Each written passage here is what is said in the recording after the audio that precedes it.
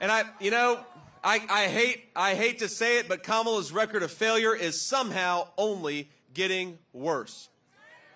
Just a couple of days ago, I visited an area of our country ravaged by Hurricane Helene. The Appalachian region of Virginia, and we know the Appalachian region of this country has been left behind and ignored by a generation of American leaders. But what started out as a natural disaster is becoming a man-made disaster. When Appalachia was underwater, remember, President Biden was sitting on a beach and Kamala Harris was at a San Francisco fundraiser. That is not leadership. That is a disgrace.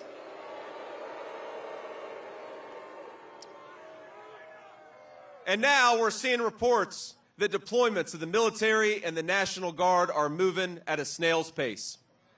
My friends, who the hell is running this country right now? Because it sure isn't Joe Biden. It sure isn't Kamala Harris. The Harris administration has given billions of dollars to foreign countries and illegal aliens. But now they swoop in and they promise $750 to American citizens who have lost everything. To everybody watching, to everybody at this rally, I want to say, I promise you, when Donald J. Trump is back in the White House, we're going to have a president that puts America first.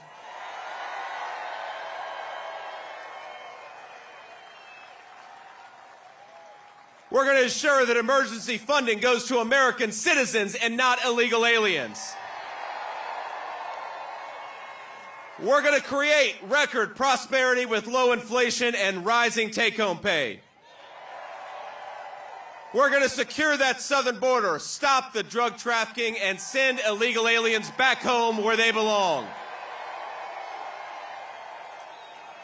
We're going to drive down the cost of housing, drive down the cost of gas, drive down the cost of groceries, and we're going to clean up our streets to make America safe again. And whether we agree or disagree with you, we will always defend your God-given right to speak your mind without fear of censorship, violence, or persecution.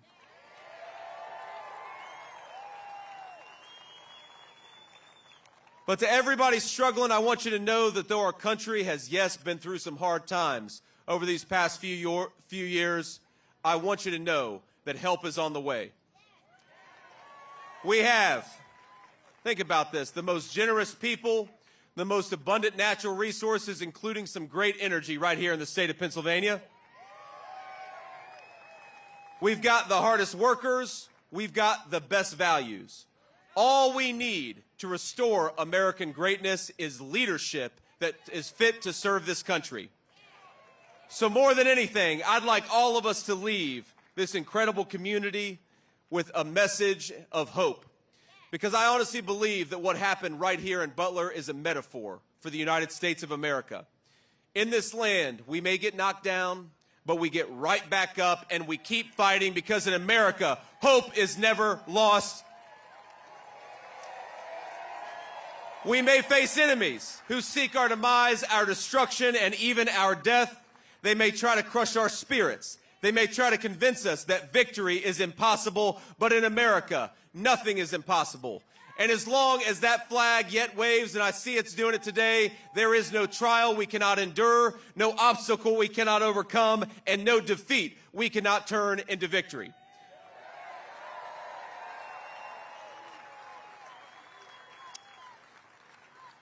On this field, at this exact spot nearly 3 months ago, we thought President Trump was going to lose his life.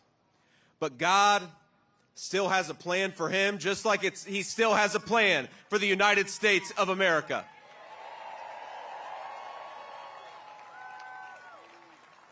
This movement, we have so much left to accomplish.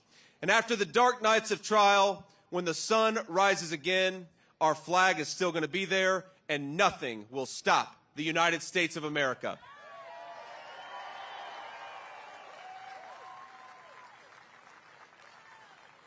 So I want you all, I know he'll be out in just a little bit, but I want you all, when Donald Trump comes out here, to give him a true Butler, Pennsylvania welcome, because with Donald Trump as our leader, we are going to take this country back. we're going to make the American dream affordable again. And it's going to start right here in the great state of Pennsylvania. God bless you, Butler. Thank you for having me. And we are going to take this country back. I love you.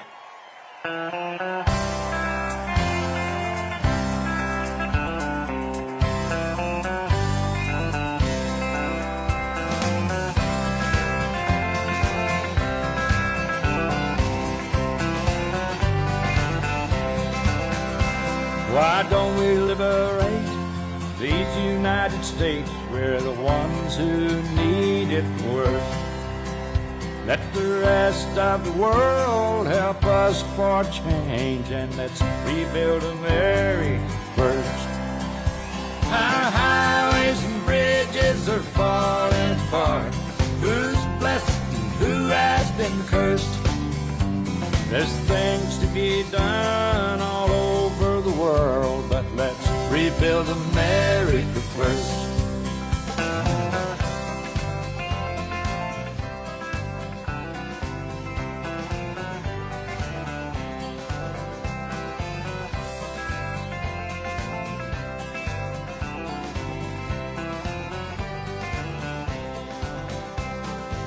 Who's on the hill and who's watching the valley?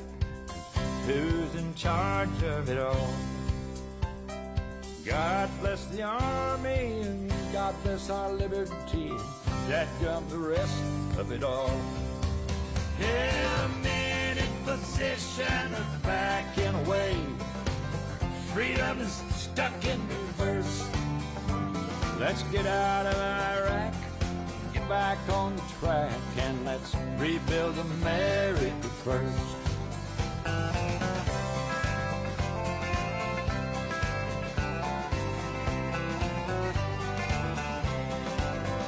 Once more.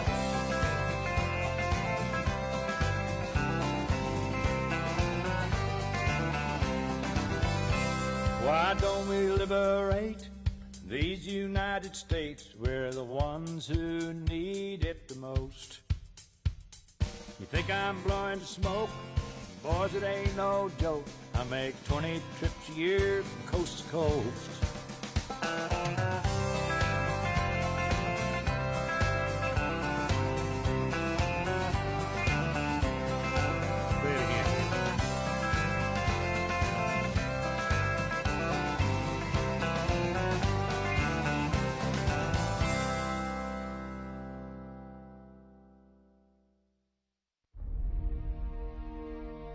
It was Christmas Day. We boarded Air Force One in complete and total darkness, in the pitch black of night.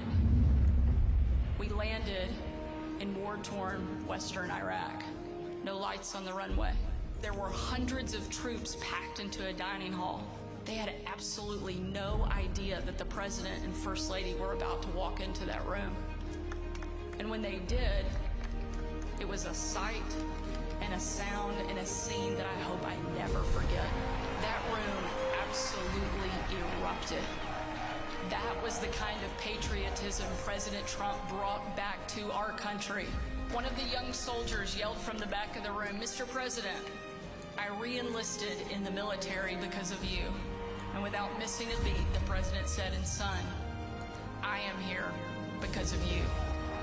I'm Donald J. Trump, and I approve this message.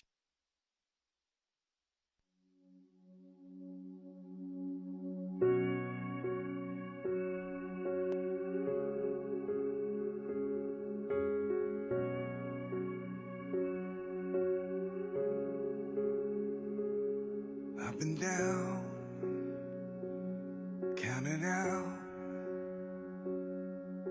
smiling through the taste of blood in my own mouth. I got bruises and broken bones, but they don't know I ain't in this ring alone. I'm a fighter.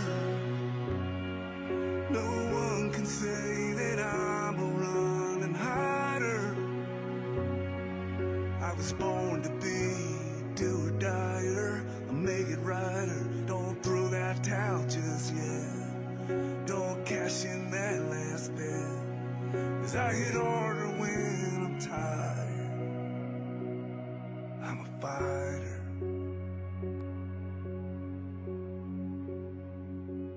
get back up.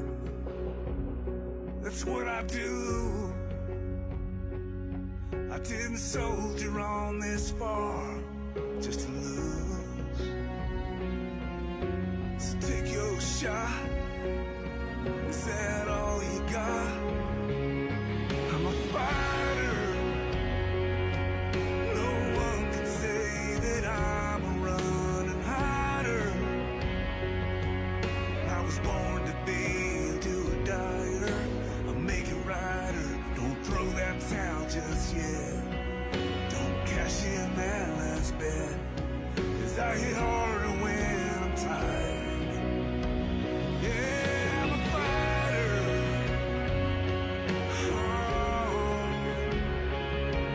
no one can keep me down. They didn't know, but they know now.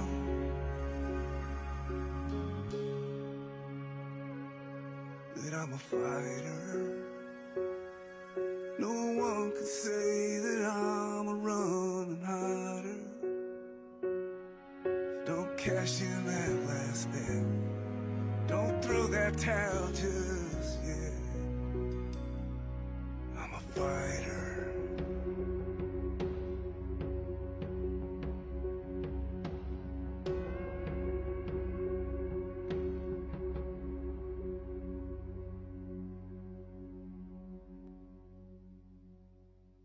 From the very first day that we take back the White House from crooked Joe Biden, the worst president in the history of our country, I believe that we're going to have 4 of the greatest years in the history of our country.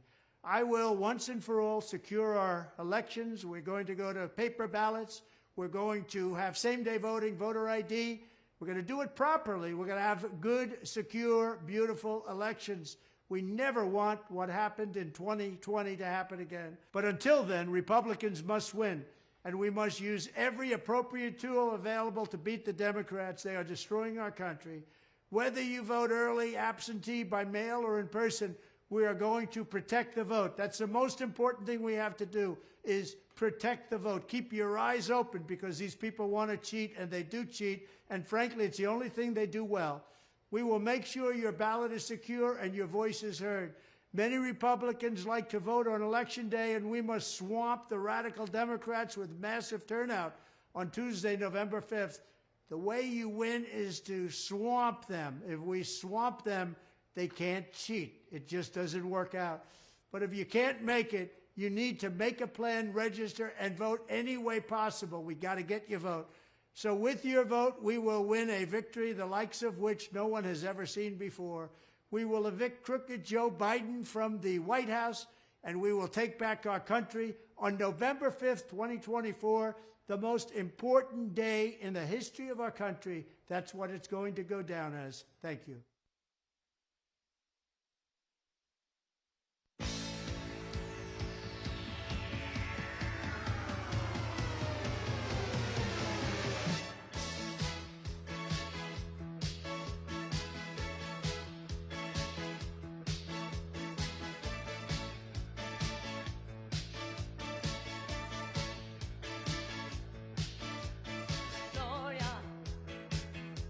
You're always on the run now.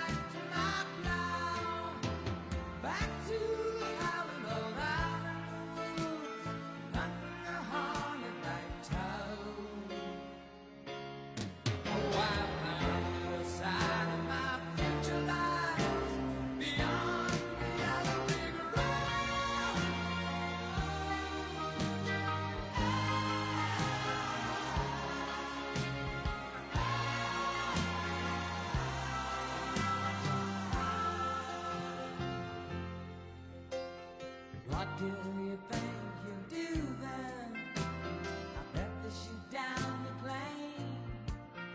It'll take you a couple of hot urine tonics to set you on your feet again. Maybe you'll get a replacement.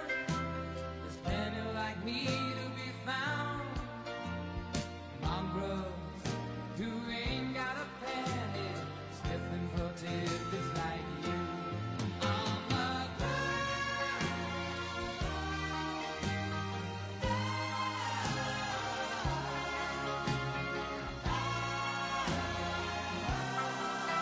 so goodbye, Gallup Big Road, where the dogs of society howl. You can't plant me in your penthouse. Going back to my plow, back to the having all out in the woods, cutting the hornback toad. Oh, I found a side my future lies beyond the gathering around.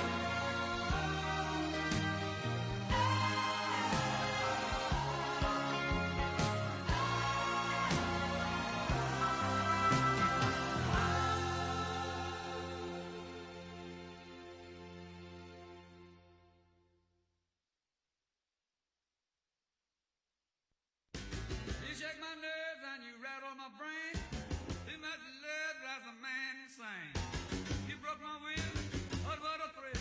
Goodness, your records just quitting balls of fire. I let you love all I thought it was funny. You came along and you moved and honey, I changed my mind, love is fine. Goodness gracious, quitting balls of fire. You kissing me, baby. It feels good, hold me, baby. Girl, just let me love you like a lover should. You're fine, so kind. I'm gonna tell this world that you're mine, mine, mine, mine. I see my nails and I twiddle my thumb. I'm real nervous, but it sure is fun. Come on, baby, drive me crazy. The goodness gracious, whipping balls of fire.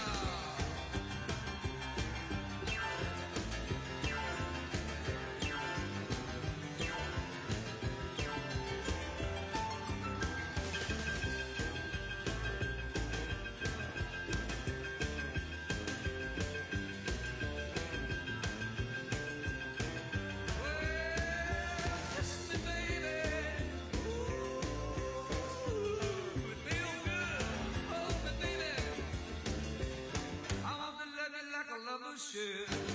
You're fine, so kind. I got to tell this world that you're mine, mine, mine, mine. I treat my nails and I quiver my thumb. I'm real nervous because the show is fun. Come on, baby, drive me crazy. Goodness gracious, quick balls of fire.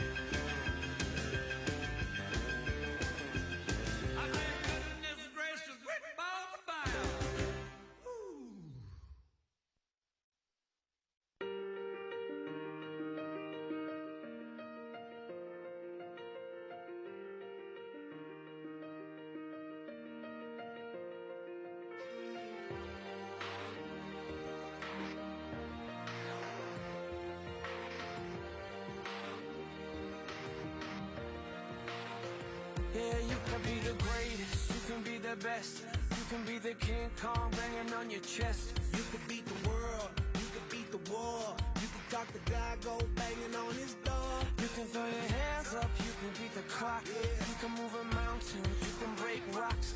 You could be a master, don't wait for luck. Dedicate yourself and you go find yourself. Standing in the Hall of Fame. Yeah.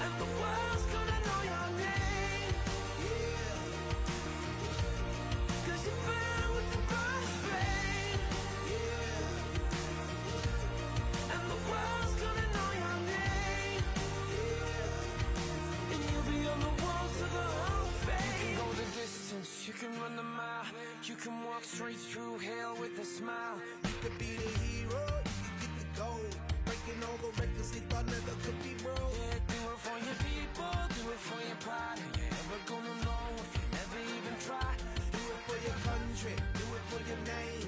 Cause there's gonna be a day when you're standing in the Hall of Fame. Yeah. And the world's gonna know your name. Yeah. Cause you burn with the bright flame. Yeah. And the world's gonna know your name. Yeah. And you'll be on the walls of the Hall of Fame. Be a champion. Be a champion. Be a champion. Be a champion. On the walls of the Hall of Fame. Be students, be teachers, be politicians, be preachers. Yeah. Be believers, be leaders, be astronauts, be champions, be truth seekers. Be students, be teachers, be politicians, be preachers, yeah. Be believers, be leaders, be astronauts, be champions. Standing in the Hall of Fame. Yeah, yeah, yeah. And the world's gonna know your name. Yeah, yeah, yeah. Cause you burn with the bright flame. Yeah, yeah. And the world's gonna know your name. Yeah, yeah, yeah. And you'll be on the walls of the Hall of Fame. You can be the greatest, you can be the best. You can be the champ, come hanging on your chest. You can be a girl, you can be the world. You can throw your jacket, banging on the wall. You can throw your hands up, you can be the clock. You can move a mountain, you can break rocks. You can be a master, don't wait for luck. Dedicated champion, find your voice, standing in the Hall of Fame.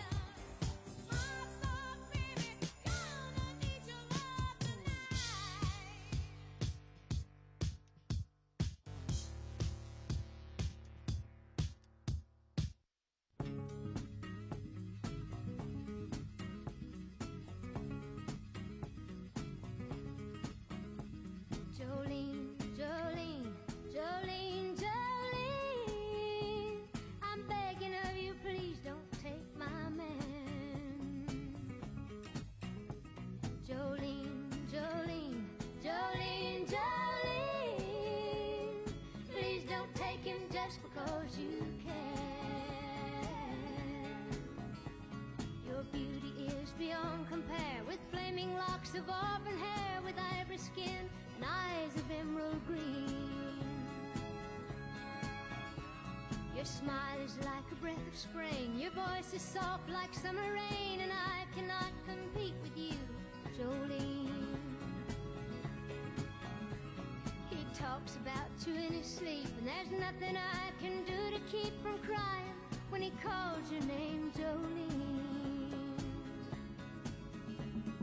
And I can easily understand how you could easily take my man, but you don't know what he means to me, Jolene. Jolene, Jolene, Jolene, Jolene, I'm begging of you, please don't take my man. Jolene, Jolene, Jolene, Jolene, please don't take him just because you can. You could have your choice of men, but I could never love again.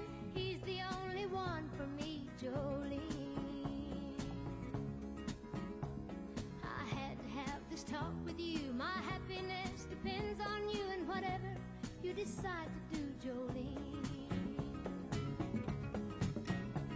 Jolene, Jolene, Jolene, Jolene, I'm begging of you, please don't take my man. Jolene, Jolene, Jolene, Jolene, please don't take him even though you can. Jolene,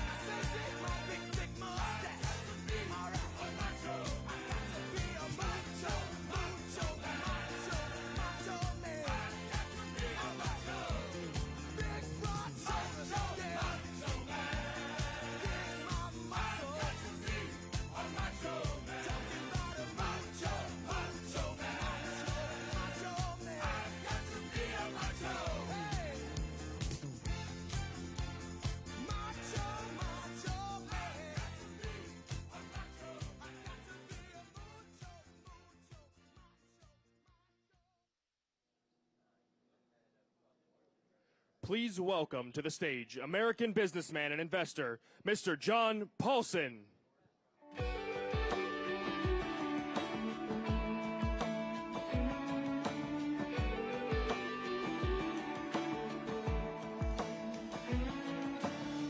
Granddaddy came back from war with a purple heart and a couple scars. A lot more like him out there never made it home, but they ain't gone.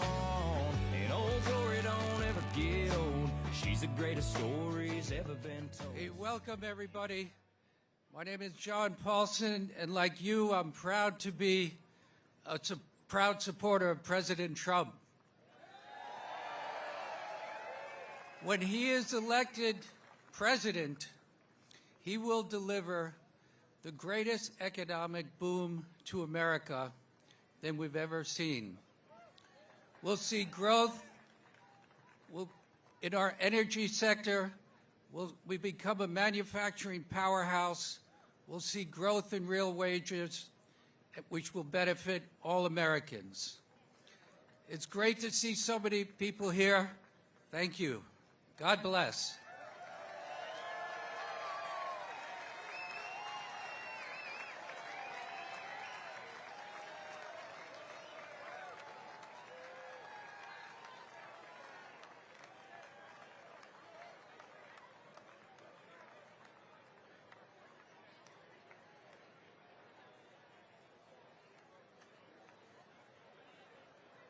Ladies and gentlemen, please welcome to the stage American investor and founder of the Witkoff Group, Mr. Steve Witkoff.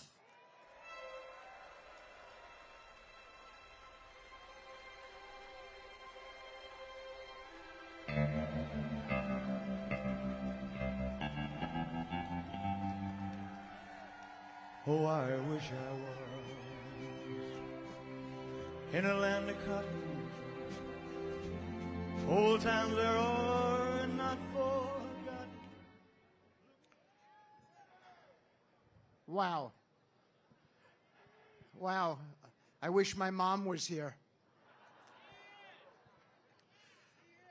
First, I have some prepared remarks, but I would like to extend my blessings to the Dutch and Copenhagen family, and also to the Corey Compatore family. My heart is with you.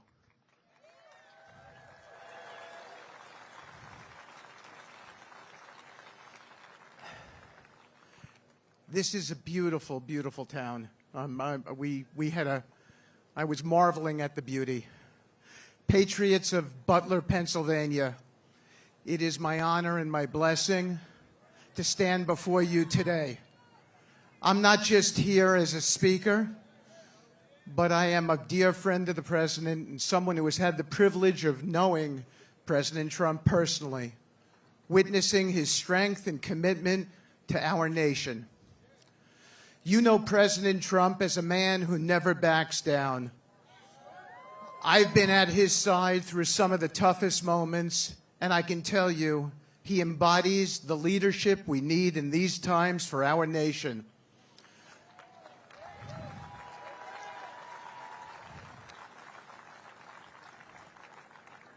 I was 10 feet away from him during the second assassination attempt. Amidst the chaos, President Trump stood tall. He didn't flinch or complain, not one bit. He chose strength, not for himself, but for us, for me that day, his friends, his staff, and for every American who believes in this country. That's who Donald Trump, my dear friend, is.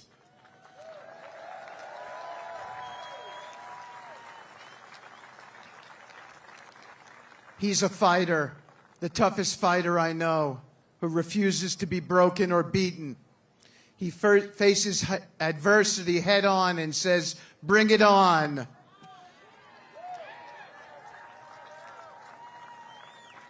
At the Republican National Convention where I spoke, I shared a side of the president many do not have the luxury of seeing: his empathy. While the media paints him as tough, they don't show how deeply he cares. He feels the burden of every challenge this country faces and understands the struggles of everyday Americans. I'll never forget when he reached out to me after I lost my son, Andrew. He wasn't just the president. He was a friend, offering comfort and ensuring we weren't alone. That's the kind of leader he is, the kind we need more than now than ever, the kind who came here today even though he lost his own life on this very stage, but he was not going to be deterred.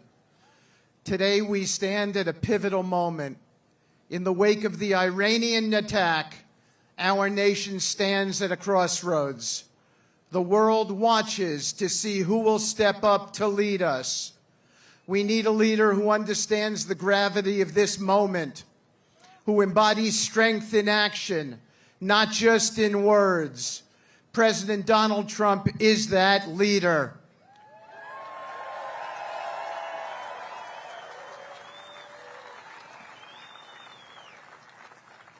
My friend has stood up to tyrants and bullies, making tough decisions and always putting this country first, even when it wasn't an easy choice. That's why we need him more now than ever. This isn't about politics.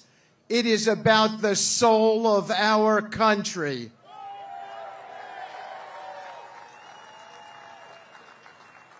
It is about choosing strength over weakness, vision over indecision, and leadership over chaos.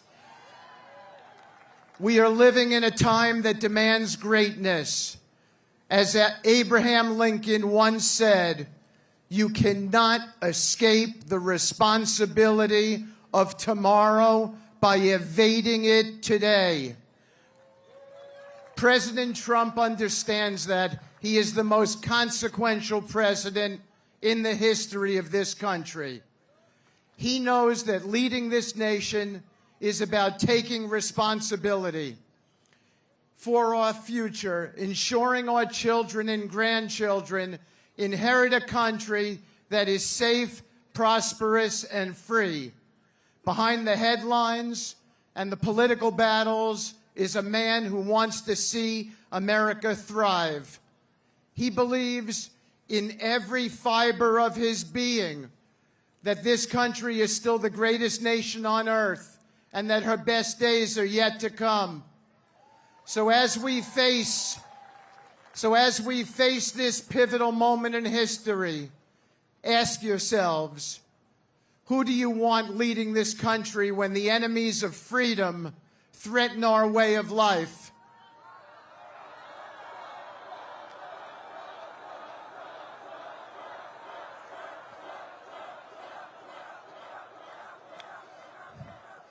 Do you want someone who bows to pressure because this man doesn't? Or someone who stands up, fights back, and says, no matter what you throw at me, I will not break. I will not waver. I will not back down. That is Donald J. Trump. He has the courage to face today's challenges and the vision to build a brighter tomorrow. The pathway to peace, prosperity, and strength isn't found in weakness or hesitation. It's found in unwavering resolve. It's found in a leader who refuses to let America be pushed around or let our enemies dictate our future. So Butler, Pennsylvania, this beautiful town, I ask you to stand with me.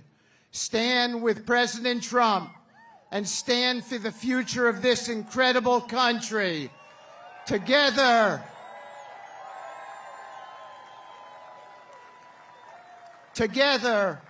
we will overcome every obstacle and make sure America's best days are still ahead.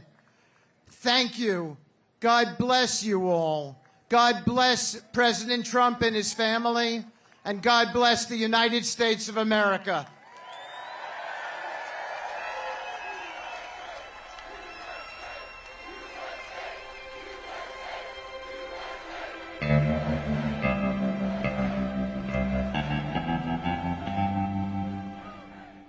Oh, I wish I was in a land of cotton. Old times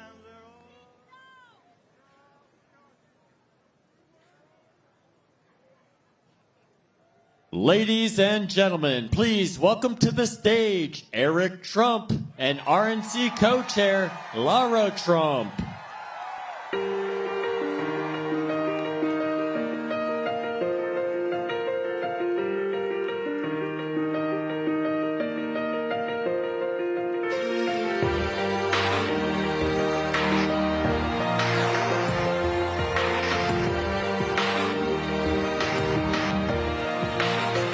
Yeah, you can be the greatest, you can be the best. You can be the King Kong banging on your chest. You can beat the world, you can beat the war. You can talk the guy, go banging on his door. You can throw your hands up, you can beat the clock. You can move a mountain, you can break rocks. You can be a master, don't wait for luck. Dedicate yourself and you go find yourself. Standing in the Hall of Fame. Yeah. And the world's gonna know your name. Pennsylvania.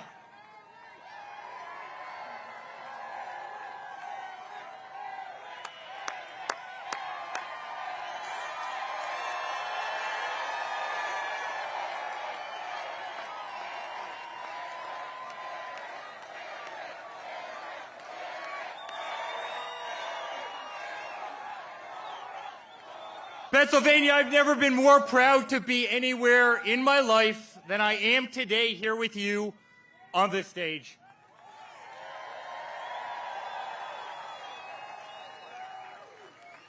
This is a big family. They tried to take away someone we all love, and they did take away someone we love in Corey, an incredible man. His family's backstage. It's heartbreaking. It's heartbreaking.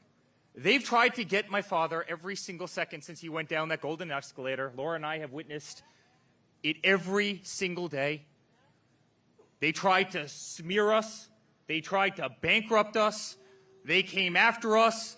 They impeached him twice. They went after his Supreme Court justices. They weaponized the entire legal system. The Russia hoax, the dirty dossiers. You remember every single one of them. Far left AGs, far left DAs in every far left place in this country went after my father. They tried to pull him off the ballot in Colorado. They tried to pull him off the ballot in Maine. And it has not worked.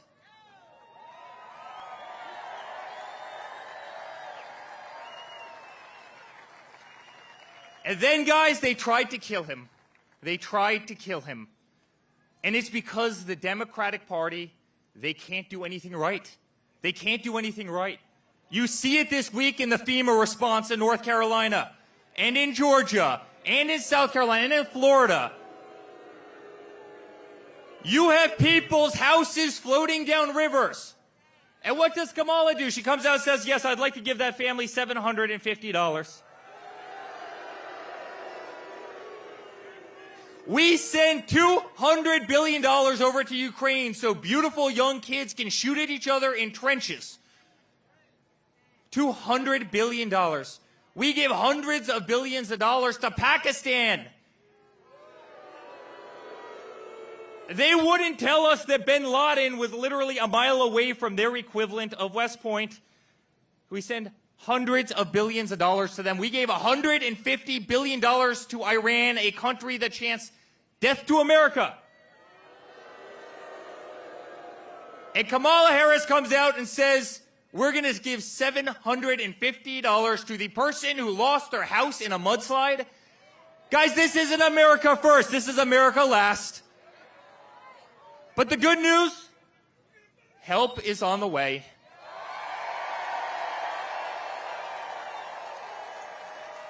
And help is on the way from the bravest person I have ever met in my entire life. My father's been the greatest father a person could ever have. He's been an inspiration to this entire country. And he was an inspiration here in Butler when he stood up, with blood running down his face and said, "Fight, fight, fight."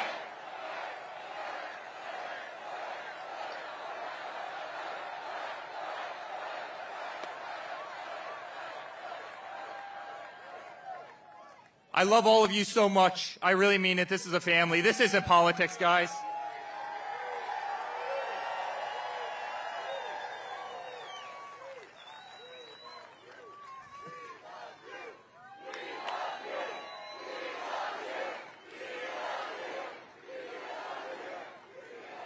Guys, this isn't politics. This isn't politics. This is a movement of absolute love of hundreds of millions of people who want to save the United States, who want to keep our country number one at absolutely everything we do. And that's why we're going to re-elect Donald Trump as the 47th President of the United States. Guys, we love you. And to a woman that is doing a truly great job in every aspect of life, from being a great wife to an unbelievable mother. By the way, I think Caroline and Luke Trump are the most popular Trumps right now. Did you guys see them a couple weeks ago? Vote for Grandpa. Make America great again. But she's doing a hell of a job as the RNC co-chair. You know, I get to go to bed every single night and wake up every single morning listening about voter integrity. It's really great. I'm really, really excited for November 6th when Laura can turn over in the morning and not talk about voter integrity. But she's doing a hell of a job. Ladies and gentlemen, Laura Trump. All right, Pennsylvania. Is anybody here ready to send Donald J. Trump back to the White House?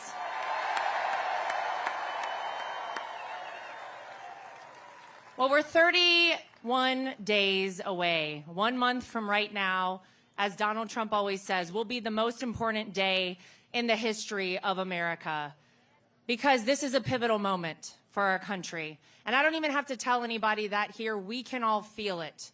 This is no longer a fight between Republican versus Democrat, left versus right. It is good versus evil. And good is going to win this battle, ladies and gentlemen. And if you had any question whether God exists and he performs miracles, we got our answer here on July 13th, right here in Butler, Pennsylvania. He spared Donald Trump's life because he was not finished with Donald Trump.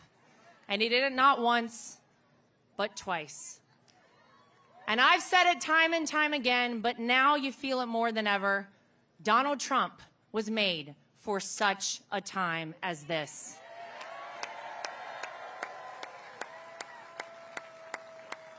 It's such an honor to be back here in Butler. And you know, I knew before Donald Trump even said he wanted to come back here that he would come back to Butler, Pennsylvania, because in life, you can operate with fear and cowardice, or you can operate with strength and faith. And that's what Donald Trump operates with, strength and faith. And that's the kind of leader we need to see back at 1600 Pennsylvania Avenue. We need strength in this country.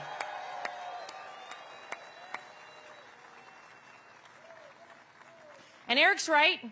I've been doing a little something with making sure that we have free, fair, and transparent elections, and that only legal citizens are voting in our elections here in the United States of America. That's okay. It's been the #1 focus of the RNC since I took over alongside our chairman, Michael Whatley, back in March. We have had a big goal of recruiting 100,000 people to volunteer as poll watchers, poll workers, legal experts on the ground. And we said, I don't know, 100,000 is a lot. I'm happy to report that we have trained 200,000 people across this country to do that.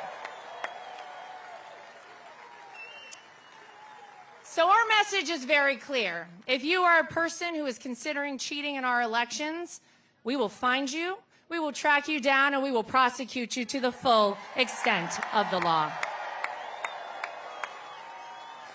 And if you're an illegal citizen voting in our election, we'll track you down and prosecute you to the full extent of the law, and you're leaving this country.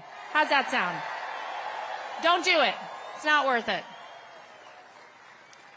But real quick, before I go, is everybody in this crowd registered to vote? Well, it could be that you've heard of someone who's been doing so much voter registration right here in Pennsylvania. His name is Scott Pressler. And he has done an incredible job. We have flipped Bucks County and Luzerne County from Democrat to Republican in terms of voter registration. And I would like to invite my friend Scott Pressler to come up and say a few words to you folks, if you would welcome him, please, to the stage right now.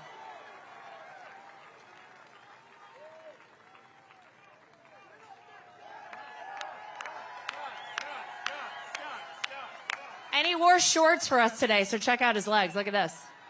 Yes.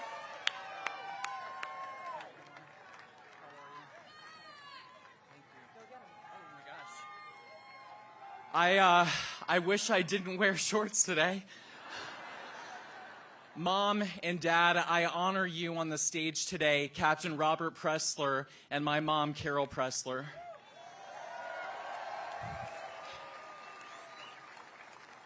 Pennsylvania, you have the power to change the world.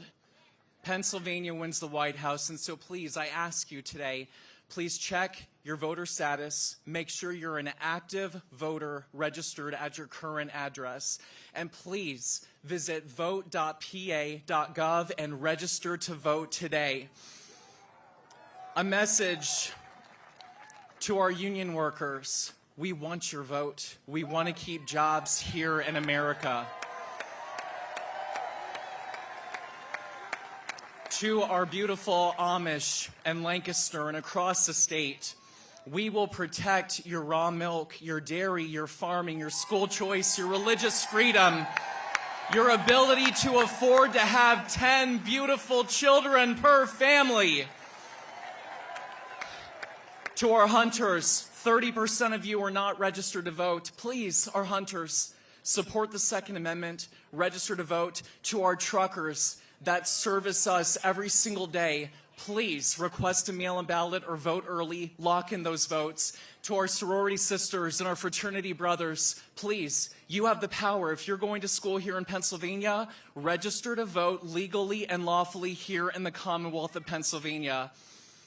I feel this from the top of my head to the tip of my toes. I love our great country. President Trump took a bullet for us. Please use your ballot and have his back on Tuesday, November 5th, and deliver Pennsylvania for Donald J. Trump. Thank you.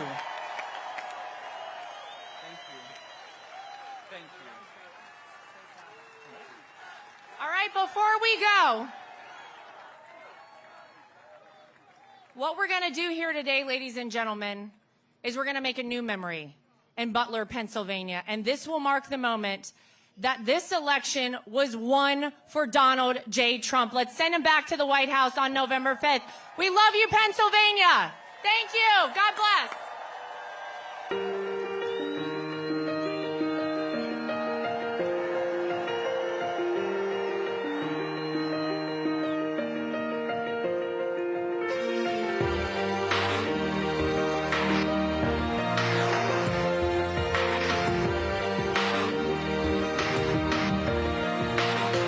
Yeah, you can be the greatest, you can be the best, you can be the King Kong banging on your chest. You can beat the world, you can beat the war, you can talk the guy, go banging on his door. You can throw your hands up, you can beat the clock, Yeah. you can move a mountain, you can break rocks. You can be a master, don't wait for luck. Dedicate yourself and you go find yourself. Standing in the Hall of Fame, Yeah, and the world's gonna know your name, yeah, 'cause you burn with the brightest flame. yeah.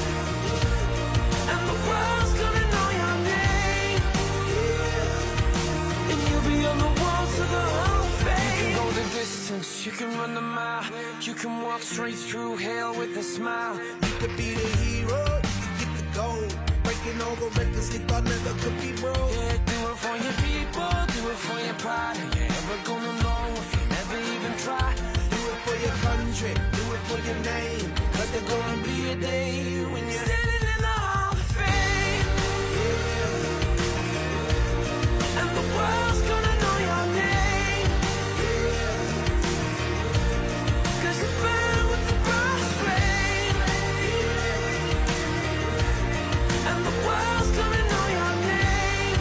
Yeah. And you'll be on the walls of the Hall of Fame. Be a champion. Be a champion. Be a champion.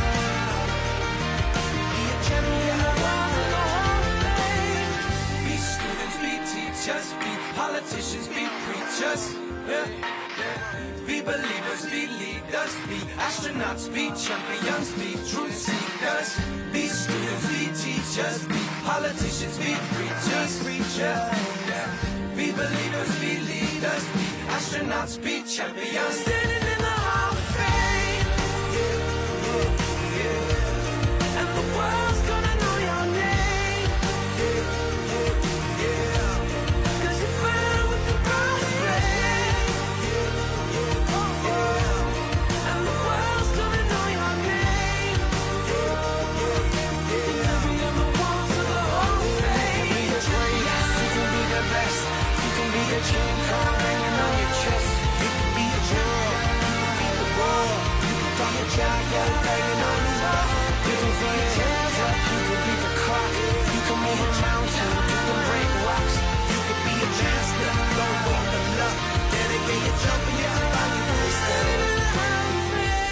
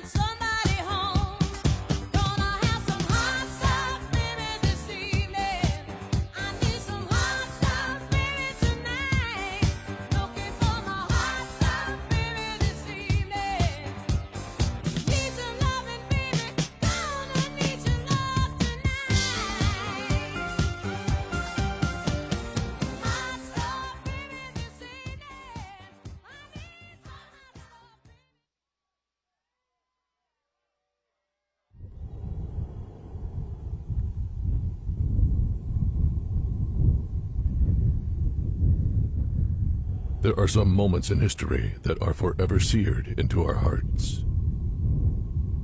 Moments when time stops, when joy is shattered by pure terror, when evil seems to triumph over good, and our pride turns to mourning, all in an instant.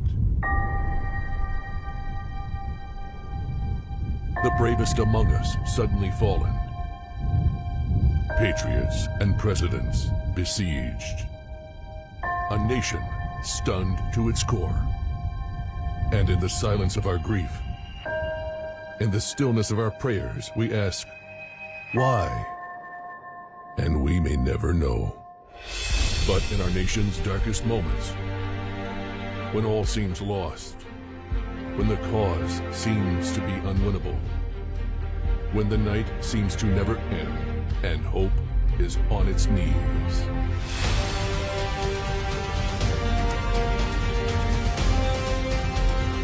we rise. When will they learn this man cannot be stopped? This movement cannot be defeated. And even when they mock us, even when they slander us, even when they count us out of the fight, we will not stop. We will not bend. We will not break. We will not yield. We will never give in. We will never give up. We will never back down. We will never, ever surrender. My fellow Americans, our movement is far from over. In fact, our fight has only just begun.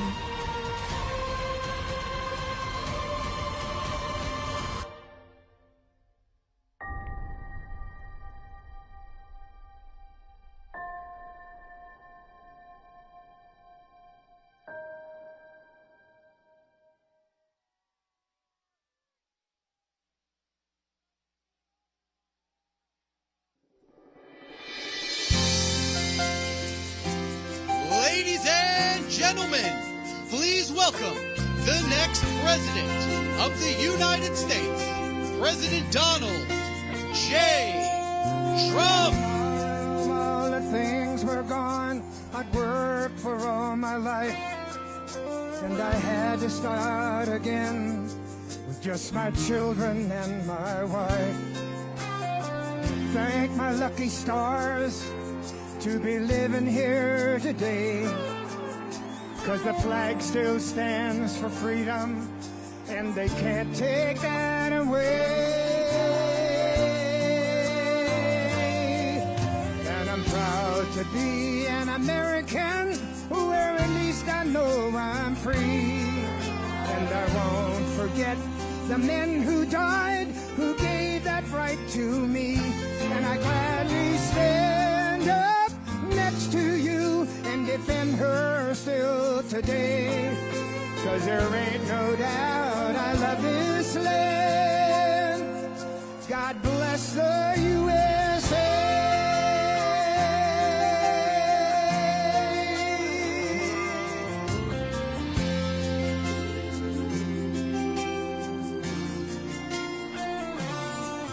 From the lakes of Minnesota to the hills of Tennessee, across the plains of Texas, from sea to shining sea, from Detroit down to Houston and New York to LA. There's pride in every American heart, and it's time we stand and say that I'm proud to be an American, where at least I know I'm free. And I won't forget the men who died, who gave that right to me. And I gladly stand up next to you and defend her still today. 'Cause there ain't no doubt I love this land.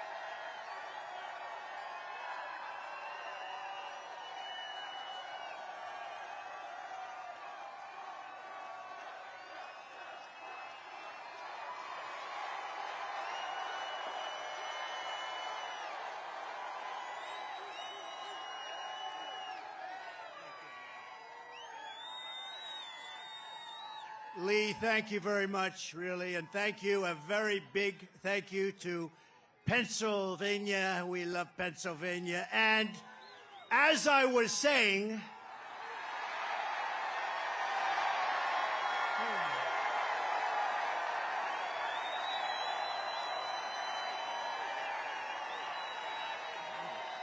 oh, I love that. I love that chart. I love that graph. Isn't it a beautiful thing? But also beautiful because look at the number. That's the day I left office. It was the lowest Border Patrol, the lowest it's ever been. Illegal immigration. Today it's out of control. But I love it for other reasons, too. You know that. So thank you very much. And thank Lee and what Lee has done with that song. And it's such an honor to have it. I want to just let you know that tonight I return to Butler in the aftermath of tragedy and heartache to deliver a simple message to the people of Pennsylvania and to the people of America. Our movement to make America great again stands stronger, prouder, more united, more determined, and nearer to victory than ever before. We're going to make America great again. Going to win the election. Going to win the election. And to all Americans, whether you are Republican, Democrat, Independent, Conservative, or Liberal, or you have no label whatsoever, it makes no difference. Our movement, it belongs to you. It belongs to our country. It belongs to our country. And together, in just 1 month, we are going to usher in a new golden age of American security, prosperity, sovereignty, and freedom for our citizens of every race, religion, color, and creed. Exactly 12 weeks ago this evening on this very ground, a cold-blooded assassin aimed to silence me and to silence the greatest movement, MAGA, in the history of our country. MAGA. We love MAGA. For 16 harrowing seconds during the gunfire, time stopped as this vicious monster unleashed pure evil from his sniper's perch, not so far away. But by the hand of Providence and the grace of God, that villain did not succeed in his goal, did not come close. He did not stop our movement. He did not break out our spirit. He did not shake our unyielding resolve to save America from evils of poverty, hatred, and destruction. Yet we are here this evening in record numbers. This is a big crowd. This is a big one. This is a big one. Not only to mark the triumph of American spirit, but over, and you know that this is really, truly, in the truest sense, spirit over evil and adversity, but also to pay tribute to some of the best and bravest we have ever known. This field is now a monument to the valor of our first responders, to the resilience of our fellow citizens, and to the sacrifice of a loving and devoted father, a really great man. You know that. Forever afterward,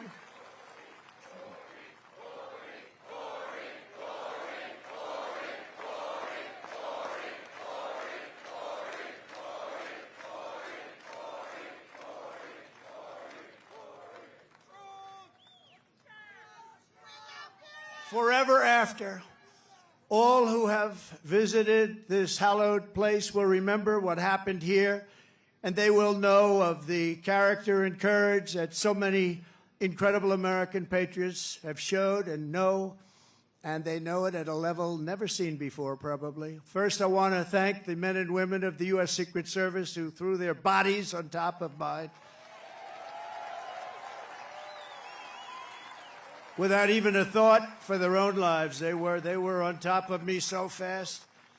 They were on top of me, and there was not even a moment of doubt in their minds. You watch those tapes, not even a moment of doubt. I want to thank Secret Service. They're great, great people. They are great people. And in that moment, those agents displayed a devotion to duty that cannot be described, and they did it yet again less than 3 weeks ago when they really did a fantastic job. Another attempt. It was another attempt. We have an evil world. We have a very sick world.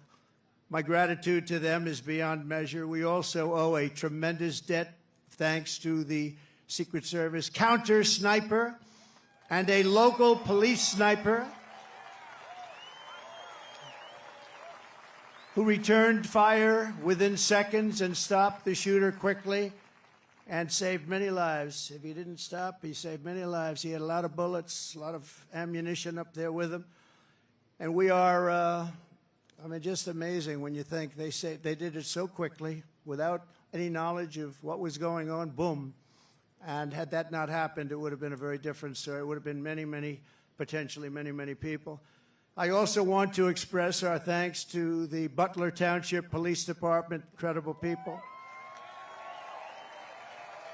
The Butler Sheriff's deputies, Pennsylvania State Police, and all of the other law enforcement heroes, as well as the emergency personnel and doctors, the medical teams at Butler Memorial Hospital, Allegheny General Hospital, who rushed me and rushed some of these very badly wounded people. They were wounded, a lot of badly wounded people, and in particular two people, and I tell you, they were very brave and great people. They were big Trump fans, and they still are. That means something. That was pretty amazing. You know, when I got up, I asked whether or not anybody was killed. I assumed that there would be a lot because I heard the bullets winging right over my head. They said probably 3. The doctors did such an incredible job.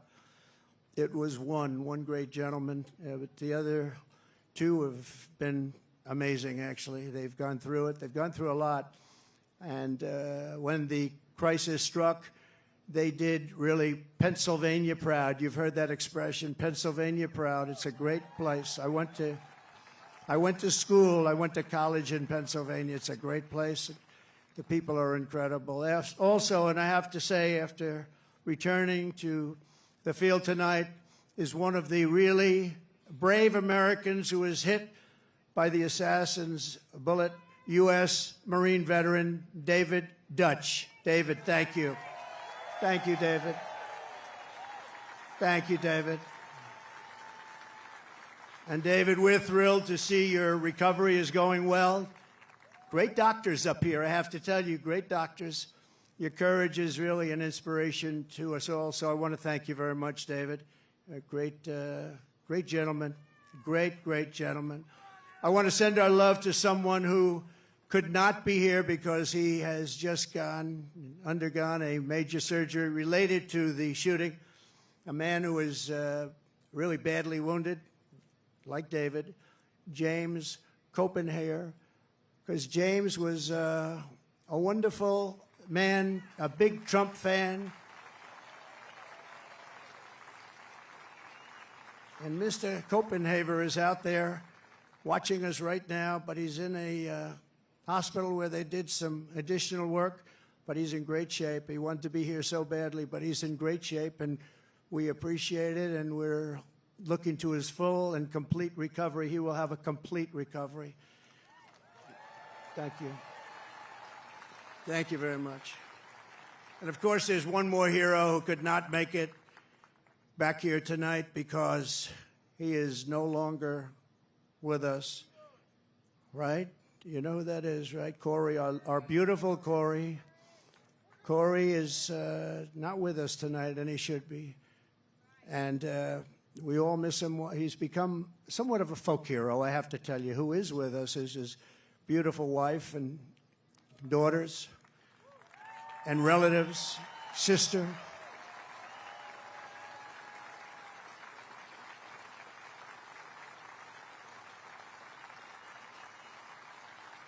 Please, where are you?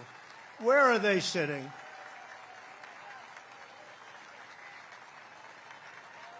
There they are. There's a lot of people. It's not easy to find people in this audience. It goes back further than you can see. Thank you very much. Thank you very much. Thank you very much. Great family, a great, incredible family. And he loved you a lot. And, you know, his wife said something very beautiful. The public, a lot of people, all of us, A lot of people have been very generous, and she said, I'd rather have my husband. That's a good thing to say. That's a good thing to say. I'd rather have my husband.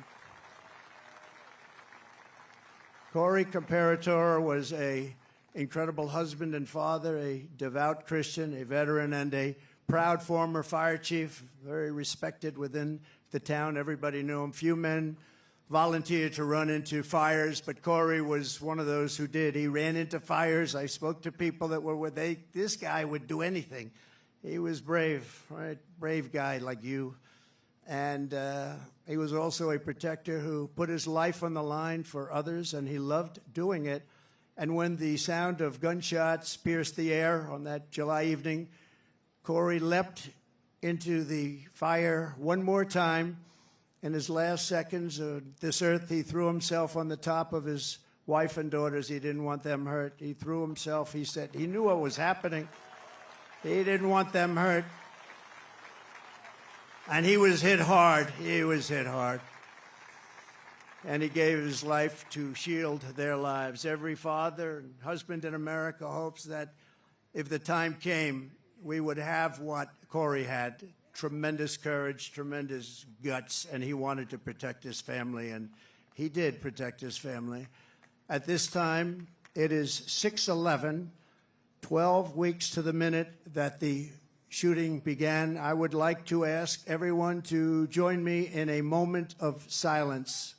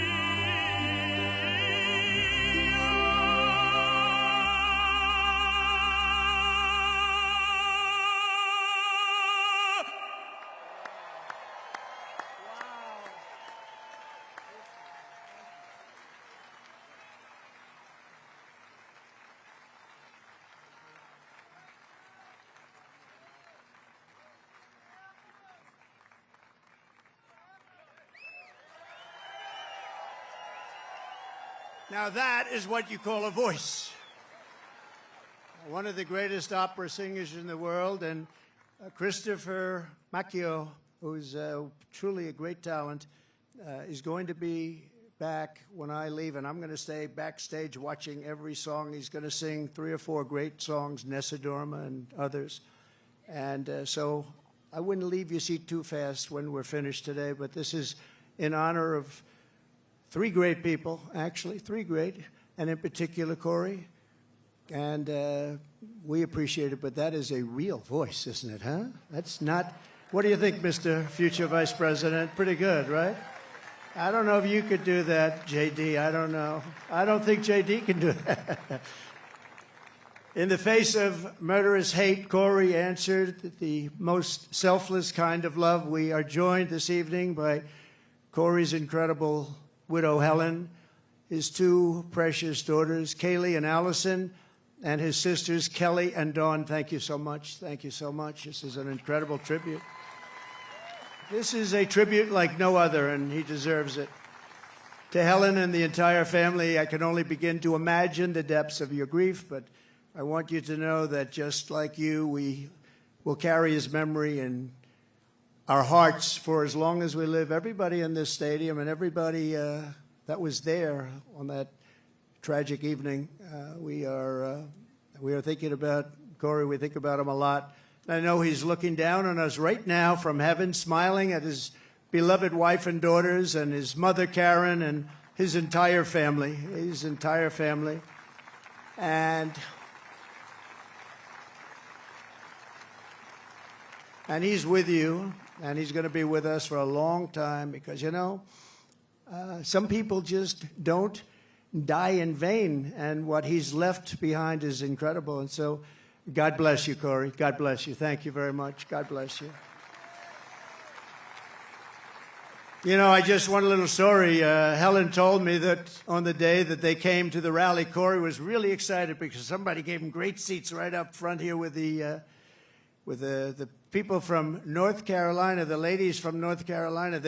This is their 227th rally. I don't know what's going on with them. Those beautiful ladies.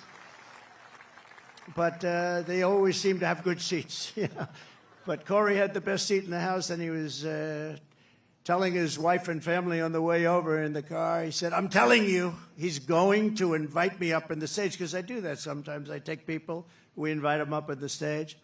And she smiled, thinking it'll never happen. And little did anyone realize that Corey would be on the stage 3 months later in an almost immortal position.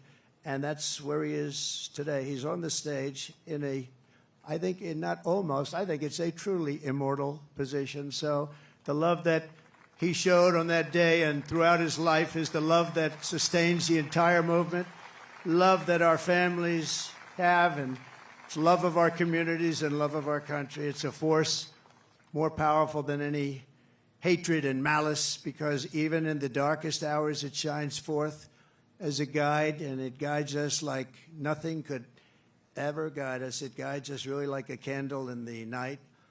And so it's love like Corey's that is joining us to save our country, that's going to heal our country, and that is going to reunite our country as one nation under God, indivisible, with liberty and justice for all.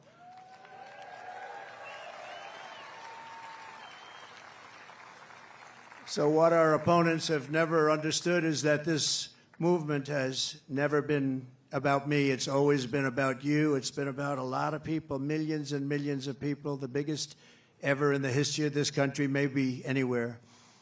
And everyday people who are the heart and soul of our country. They love our movement, they love our country, and they know they're doing right. Your hopes are my hopes, your dreams are my dreams, and your future is what I am fighting for every single day.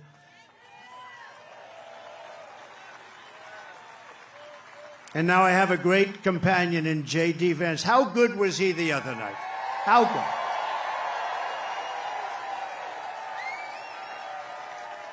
He was great.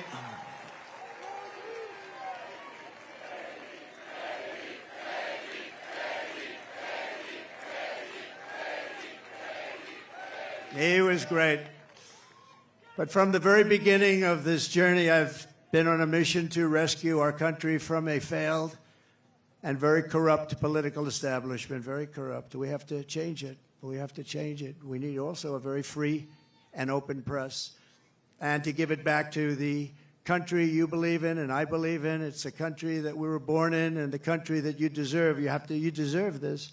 In that mission, I will never quit. I will never bend. I will never break. I will never yield, not even in the face of death itself. And I believe that every citizen deserves an America with a grand, very, very grand ambition, great opportunities, and limitless. We just want limitless potential. We want an America where you can get ahead and be proud of life and provide for your family in a really decent way, where we don't have crime. We have a fabulous military to protect us from evil. We have everything has to be the best. We have to have the best schools. We have to have strong borders. We don't want bad people coming in and hurting us. We don't want to have open borders, do we? You deserve a government that protects and respects its own citizens, that defends your sovereignty, your security, and your dignity and your freedom. You deserve a nation that builds things, again, makes things better, that aims for the stars once more, and that once again commands respect. And we want to get respect like we had it 4 years ago. The entire world respected us. They respected us. They respected us more than they've ever respected us. And now they laugh at us. We can't have them laugh at us, can we? Above all, you deserve leadership in Washington that does not answer to the lobbyists, to the bureaucrats, or to the corrupt special interests, but answers only to you, the hardworking citizens of America, of which there are a lot of them. We have a lot of them. We have a lot of them. Over the past 8 years, those who want to stop us from achieving this future have slandered me, impeached me, indicted me, tried to throw me off the ballot, and who knows, maybe even tried to kill me. But I've never stopped fighting for you, and I never will. Never will. Never going to stop.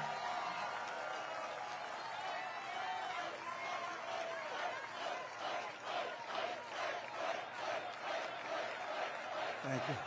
Thank you.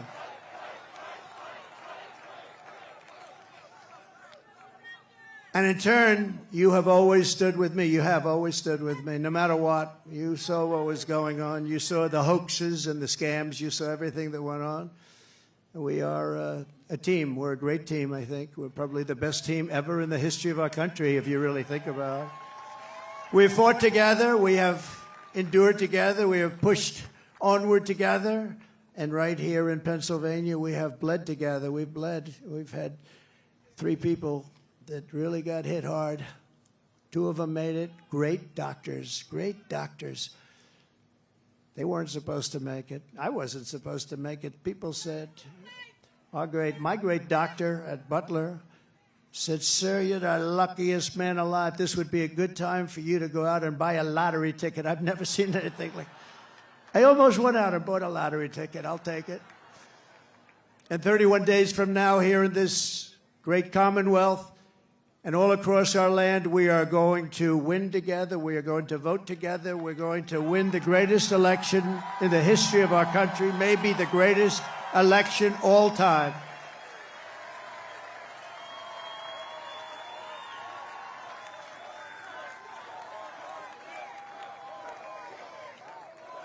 After we all have been through all of this together, nobody's gone through what we've gone through. Nobody. Because I go through it, you're going through it too. But there's never been anything like this. You know, I always say there's an enemy from within and there's an outside enemy. And if you're smart, the outside enemy is not going to be a problem. Russia, China, North Korea, we're not going to have a problem if you have a smart president. If you have not such a smart president, then it's a problem. But we have an enemy from within, which I think is much more dangerous than the outside enemy. We stand on the verge of the 4 greatest years in the history of our country. We can make these the 4 greatest years. We'll turn it around so fast that your head will spin.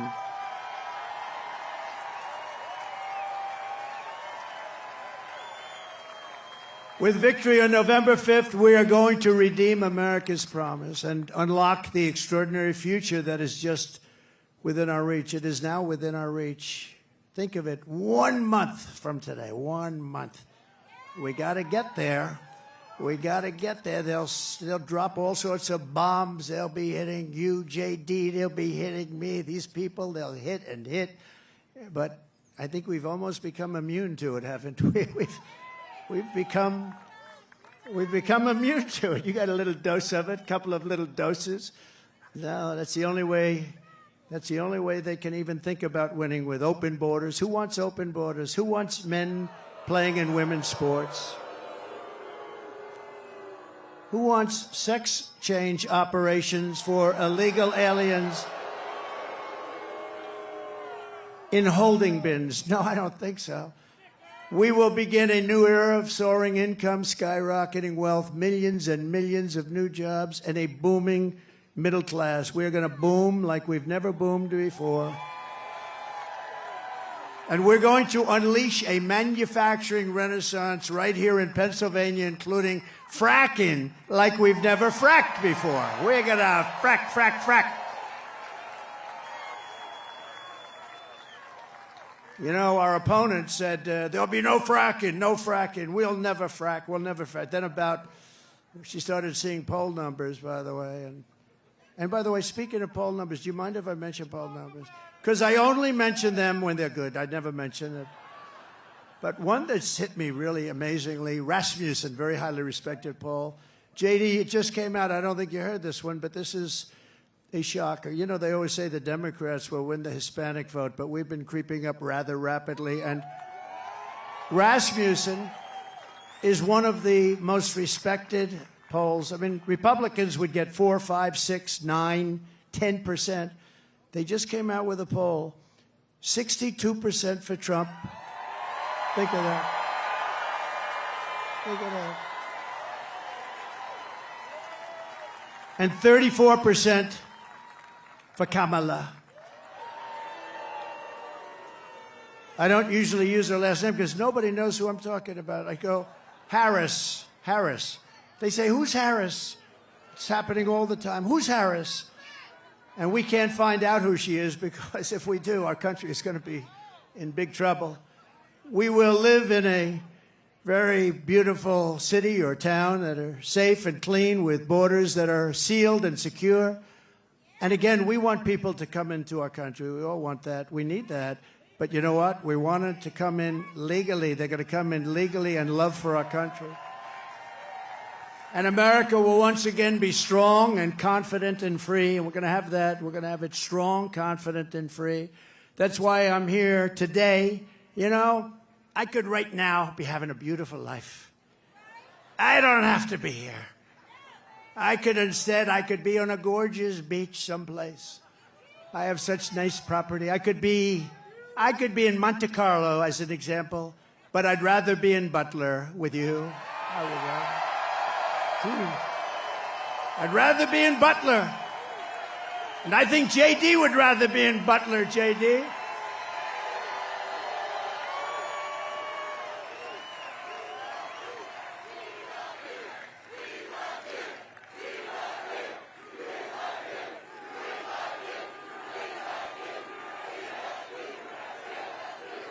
No, I'd rather be here, because we're doing something. You know, they get a lot of rich guys that go, nobody cares about them. I had one about a month ago, very, very rich guy, and he called me up. He said, President, I've known him for a long time. I don't say how long because I don't want my wife to hear that number. It's a long time. But he's very successful, and he said to me, sir, could you do me a favor? The guy's worth billions of dollars. He said, could you do me a favor? I can't get into a restaurant. Do you think you could call them to get me in? And I said, what the hell is the good of being rich if you can't get into a restaurant, right? And I called the maitre d'. Hi, I'm a little embarrassed. Hi, this is Donald Trump. I recognize your voice. I said, would you do me a favor? A friend of mine is online about a mile back. This is a very successful restaurant. And he's got his wife. I described the wife. Could you possibly go get them? Could you go get them and bring them in? And he did. And my friend called me up the next day. He said, thank you very much. Thank you.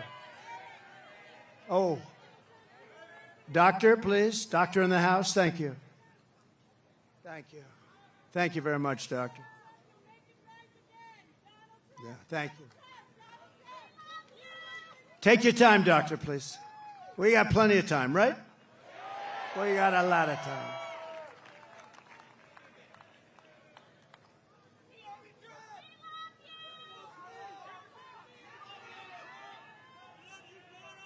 You doing okay?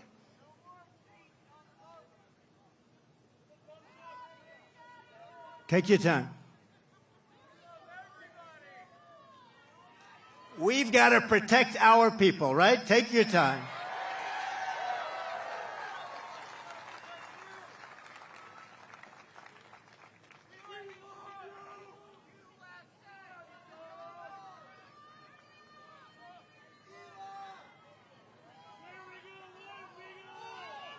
It's all right, doctor. Go ahead. That's all right. That's all right. People come out 2-3 days ago, and then they get it's an amazing thing. It's an amazing thing. We appreciate. Everybody appreciates it. Yep. Take your time. That's great. That's great.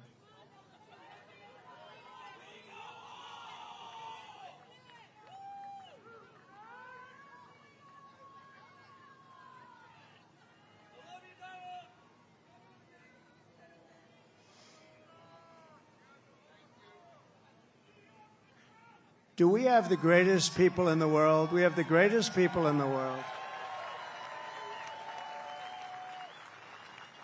First responders, thank you very much.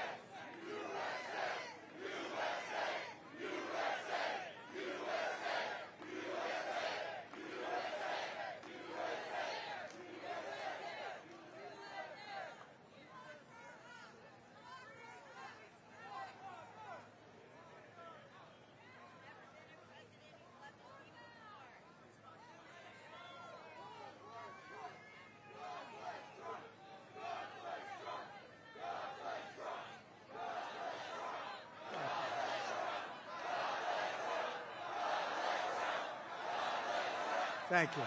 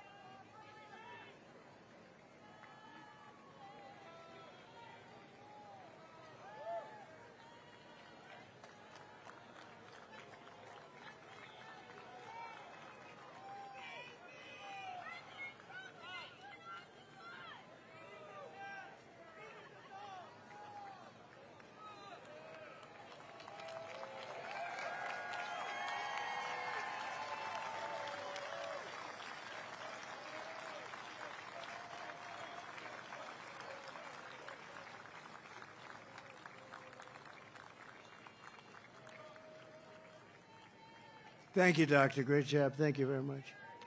Thank you, all. Fellas, thank you. First responders, thank you very much.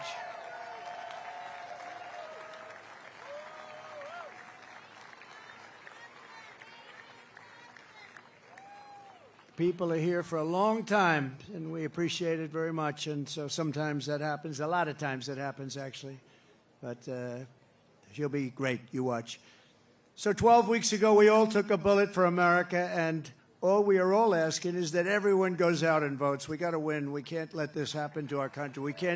We can't take another 4 years like this. We won't have a country left. We're not going to have a country left. And all of this will be for nothing if you don't get out and vote. It will all be for nothing. We will have talked about it, and if we do it, it'll be the greatest achievement, I think, in the history of politics for all of us for this age. Because we're going to change our country around and fast. We're going to do things that nobody thought were possible. We're going to do them fast. So Pennsylvania, it's time to stand up for America and a time to save our country. This is really about saving our country. It's never been like this. When you look at the crime, look at the crime. Look at the people that are coming in, murderers. 13,099 murderers let in over the last short period of time. Murderers that have been released from penitentiaries, prisons, jails, released into our country. Crime rates all over the world are down. They're taking their gang members and their criminals. They're taking their people in jail, and they're releasing them into our country. We can't have it. You know, we just can't have it. How do you get more simple than that? They're releasing murderers, they're releasing drug dealers, they're releasing gang members and criminals, human traffickers. Mostly they traffic in women, and they're releasing them all into our country, and they're emptying their jails, and their crime rates in Venezuela are way down because, you know, but it's not only in South America, it's all over the world, in Africa, the Congo. There are a lot of people coming out of the Congo in Africa. They're coming out from Asia. They're coming out from the Middle East, Yemen. They're coming out from Yemen. A lot of people coming out of Yemen. And they're known terrorists, and they just release them into our country from countries unknown also. They know nothing about the people. Oh, go right in. These people are crazy. And we have to win. We'll stop it immediately, and it will be a big deportation. We're going to deport these people. We're going to get them out of our country immediately, or we won't have a country. And if we win Pennsylvania, we will win the whole thing. The whole thing will be won. So for the sake of our families, for the sake of our children, we will keep on going. And as the expression goes, I mean, I'm a little embarrassed to say it, to be honest with you, but I'm going to say it because a lot of people do say it. We will fight, fight, fight. We're going to fight for our country. We're going to fight for our country. And together we will save this country, we will restore the republic, and America's future will be bigger, better, bolder, brighter, happier, stronger, freer and greater, and more united than ever before. Our country will be united. You'll watch, you'll watch. You know, we had the most successful country ever, maybe in the world during my term. We had the greatest economy that we've ever had. And you know what was happening? We were uniting. The other side, radical left people were coming over. They wanted to meet. They were coming over. Women, men. If you look at population, our black population, our Hispanic population, our Asian population, everybody was doing better. People that went to the best schools and best colleges in the world got the highest marks, and people that couldn't get a high school degree, everybody was doing better, and our country was coming together. And then we got hit with COVID, a gift from China. Some people would call it the China virus. And we did a great job on that, too. We did a great job, but the world was disturbed. $60 trillion in damage worldwide, millions and millions of, tens of millions of people killed. And we still, during this 4-year period, we had the greatest economy, one of the great countries of the world. And we left with a stock market that was higher than it was just prior to COVID coming in. So what we did was something really incredible. But we had the greatest, most successful country ever. We had the greatest economy in our history, and we're going to do it again, and maybe even better. We learned a lot. We learned a lot about people and about doing things and what works and what doesn't work, and we're going to do it, and it's going to be quick. It's going to be quick. And we're going to have safe cities, and we're going to have great cities again, and we're going to have a capital in Washington, D.C., which is right now crime-ridden. You leave from the great Commonwealth of Pennsylvania, you go drive down to Washington, D.C., and you drive down and you end up getting murdered, you end up getting hurt, you get mugged. We are going to straighten out Washington, D.C. We're going to make it again the most beautiful capital in the world. We're not going to have graffiti. We're not going to have graffiti on our marble columns. We're not going to have roads that have potholes all over them and medians that are falling into the highways. We're going to run it properly. We're going to change it. We're going to run it properly. It's an embarrassment to us. Can you imagine foreign leaders coming in and running over roads that haven't been paved in years? We're honored to be joined tonight by one of the people who is going to help us build this incredible future, and he is a truly incredible guy. And I don't say that often. He's a great gentleman. He's done such an unbelievable job for North Carolina, for Georgia, for Alabama, for Florida, for Tennessee. His name is Elon Musk. He saved free speech. He created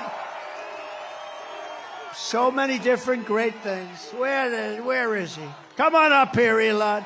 He created the first major American car company in generations, and his rocket company is the only reason we can now send American astronauts into space.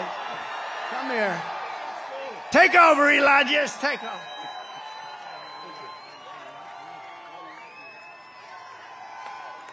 Hi, everyone.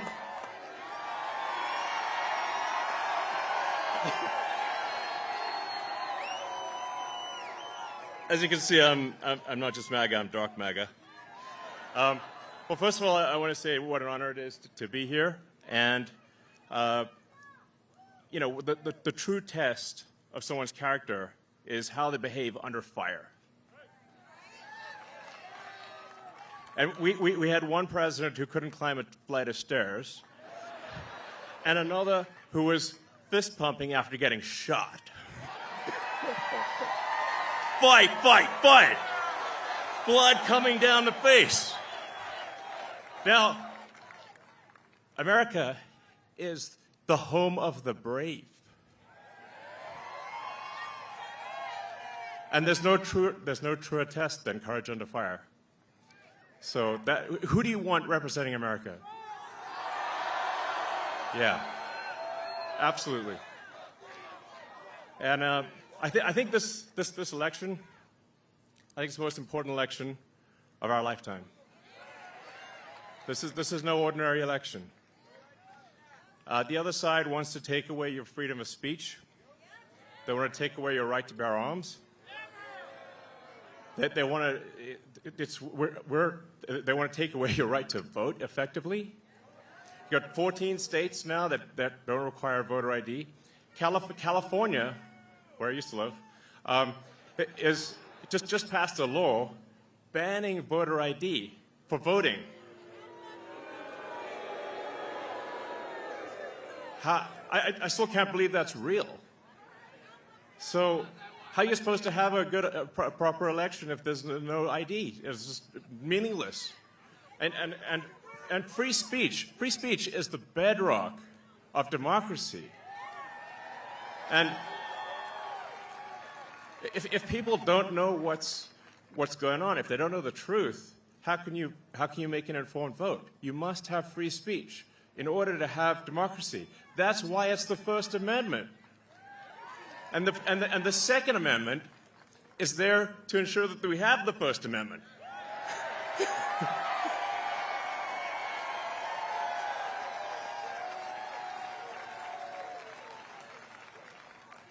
President Trump must win to preserve the Constitution. He must win to preserve democracy in America.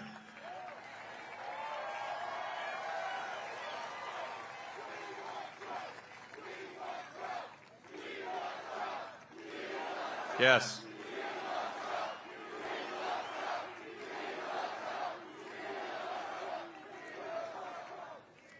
This is a must-win situation. Must win. So I have one ask for everyone in the audience, everyone who watches this video, everyone in the live stream. There's one request. It's very important. Register to vote. Okay?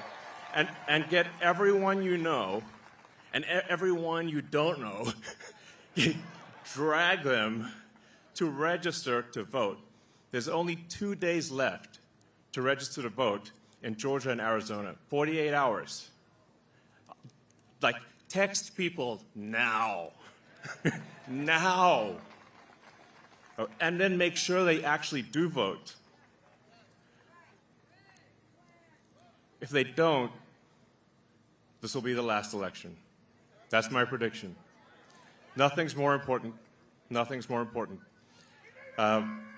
So get everyone you know.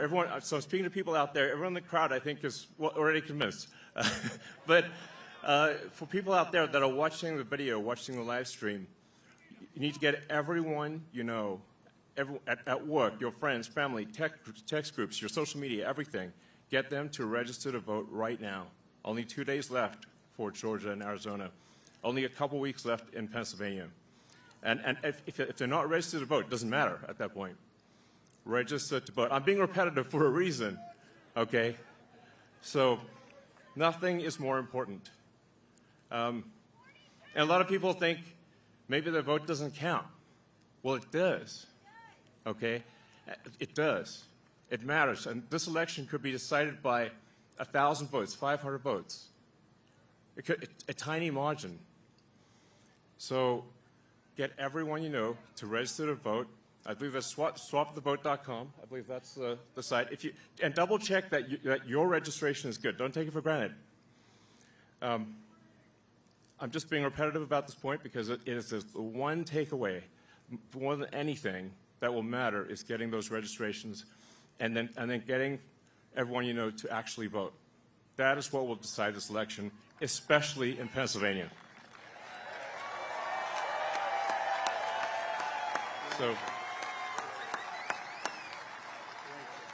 So thank you, and honestly, you want to just be a pest. Just be a pest to everyone you know, people on the street, everywhere.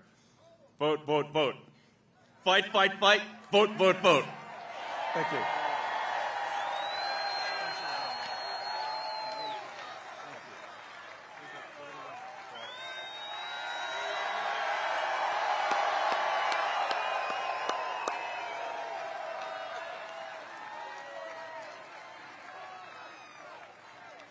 What a great guy. And he'd rather be making rocket ships, because he'd really rather do that. Nobody better. I think he's got 90% of the rockets that go up. But Elon, thank you very much. Incredible, incredible. What he says is true. What he says is true. You know, we're all having fun here tonight, but if we don't register and if we don't vote, we're just going to look upon this as another sort of nice day in our life, but it won't even be a nice day. We're going to look back and we're going to say, wow, it's a lot of time, a lot of effort. We got to win. If we don't win, it's, as he said, it's just not important. We have to save our country, so you have to get out and vote. You got to get out and vote. You got to get your friends and vote because, you know, they play a lot of tricks, this particular other side. Elon's a very nice guy. He doesn't want to say it, but they play a lot of tricks. We can't let it happen. We can't let it happen again. We can't let it happen. And one thing, they showed us how bad they are. They showed us how bad a job they do. So that's one thing we got from this 4 years. They've done the worst job. That's the worst president in the history of our country. It's the worst vice president in the history of our country. And if you watched over the last couple of days, they are doing, this is a Katrina for them. This is one of the worst, they say it's the worst job ever done on helping people through the ravages of a hurricane. And they're watching, she's out there campaigning in San Francisco, a place that she ruined, okay? She ruined San Francisco. She ruined, think of this, she ruined San Francisco. She was the worst DA. And she ruined the state of California, and now she wants to ruin the United States of America. We can't let her do it. So I called Elon to tell him that they needed Starlink as an example. They couldn't get Starlink. I didn't know what Starlink was, I must tell you. Elon, I'm so embarrassed. I didn't know what the hell Starlink was. He loves Starlink.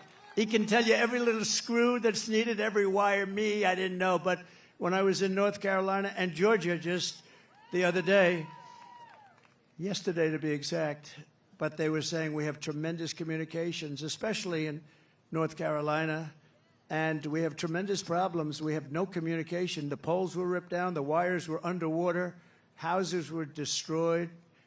Possibly 1,000 people, maybe more, will be, there's 600 people missing. Missing is not good, because you know what missing means generally. That's really bad.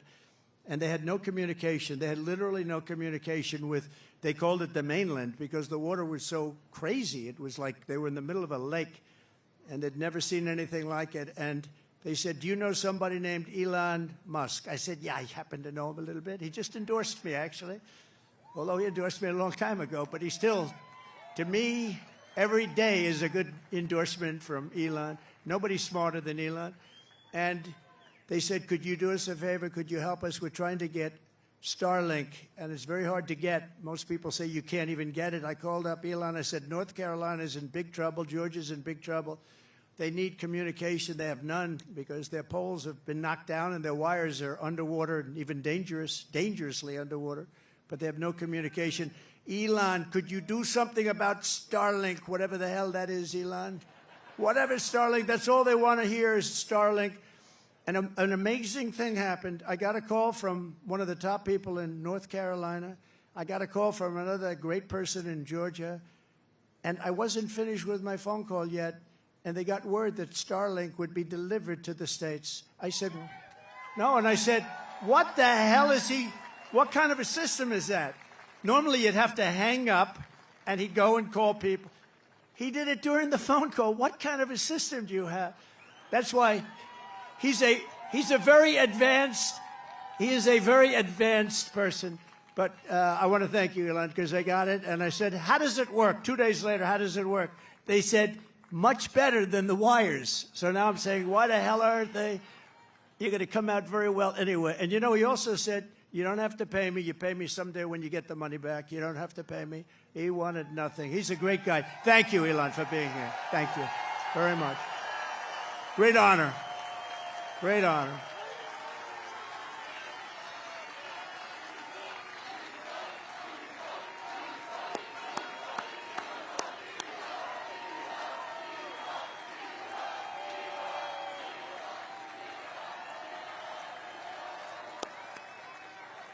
Thank you, Elon.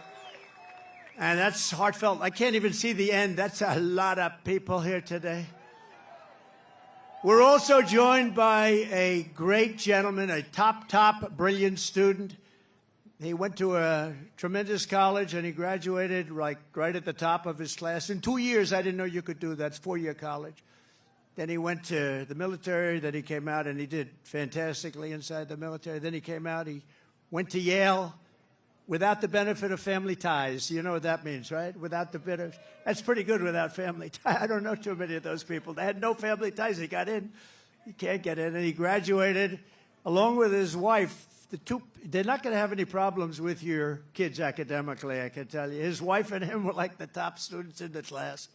But he went to Yale Law School, and then he went out into the private sector, did great. Then he ran for the Senate, and he did fantastically. He won.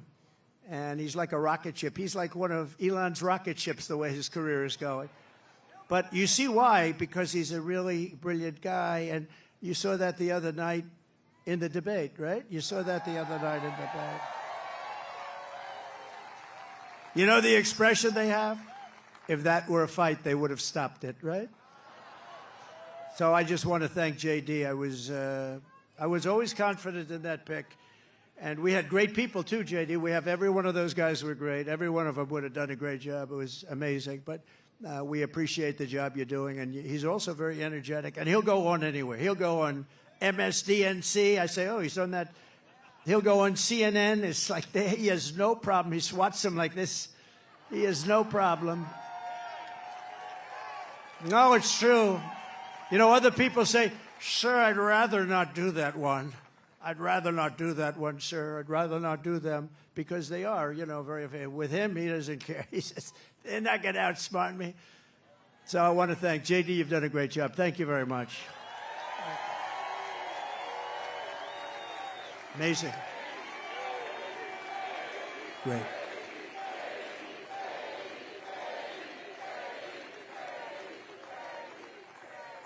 We have a lot of senators and a lot of people from Congress. I'm going to introduce a few of them that are really outstanding, and they are warriors and they're great patriots.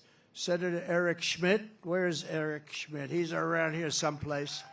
Nice, tall, handsome guy.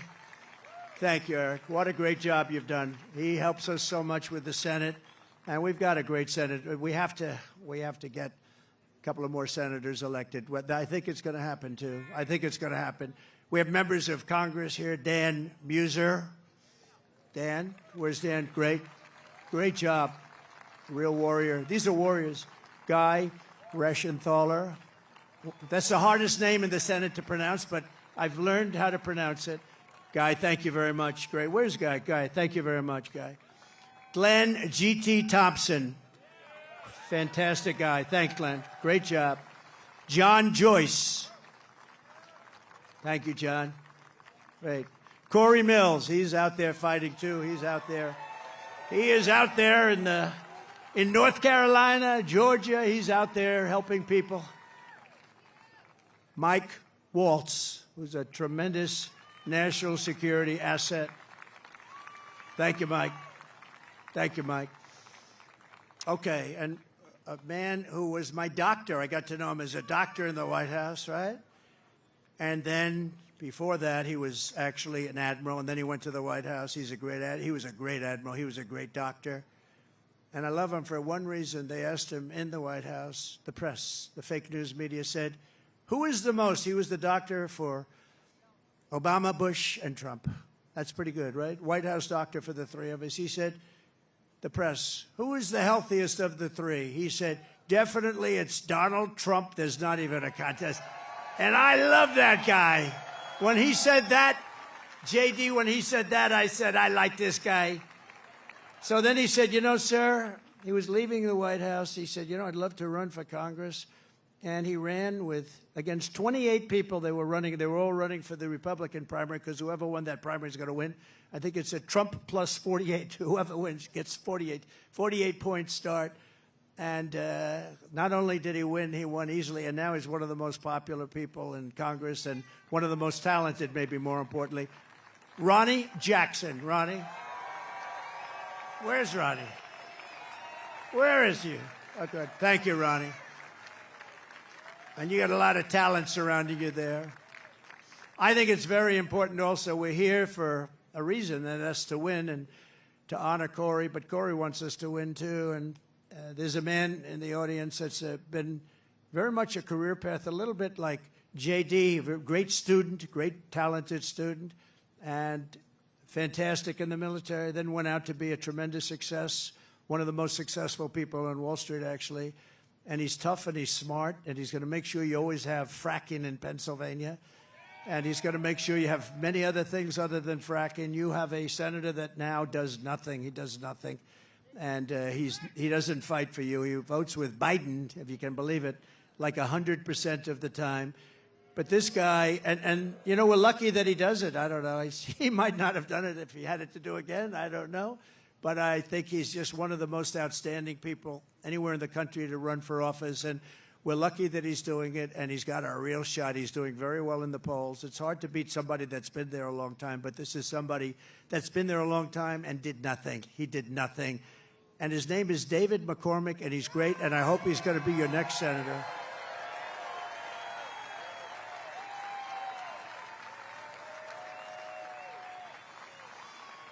And I see somebody else I didn't know he was here. Mike Kelly. I see Mike Kelly here. Stand up. Oh, boy, am I lucky. Am I lucky I spotted him. If I didn't spot you, Mike, I was in big trouble, right? This is a man who's beloved in this state, and he's fantastic. So thank you, Mike. Thank you. We also have some terrific people from law enforcement. Butler County Sheriff Mike Sloop. Thank you, Mike. Great job. Thank you. Thank you, Mike. Thank you for your help, too, I could tell you. Thank you for your help. I can say that. Thank you very much. Butler County Commissioner Leslie Oshie. Leslie, thank you. Thank you, Leslie. Great job. RNC Chairman Michael Whatley. This guy is doing a great job. He's doing great. Came from North Carolina. We won North Carolina. He kept their cheating down to a minimum, and we were able to win it, and we were solid all night long. And he's great, but if we don't have good results by the 6th of November, I will never say that about him again. No, he's a great guy. He's working very hard. 24 hours a day he's working, I know that. And he's working mostly on stop the steal, because we have a lot of votes. We have plenty of votes. Stop the steal. That's why you've got to get out. You've got to get out and vote. We're going to win this thing. And the more we win it, you know, it's too big to rig, you know, the expression we use, make it too big to rig. You know, at a certain point, Elon would understand this better than anybody statistically. At a certain point, their cheating doesn't matter, and we want to make it too big to rig. And we also have somebody that's very special, the co-chair of the Republican Party, Lara Trump. Thank you. Lara, thanks.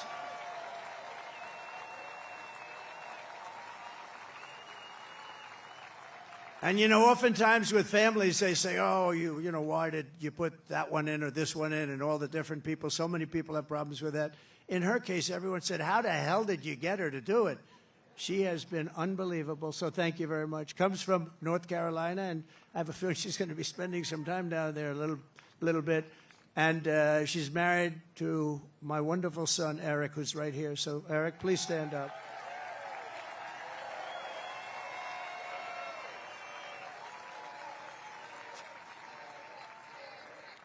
He's a great guy. Eric has a distinction. He has gotten more subpoenas than any man in the history of our country by about 10 times.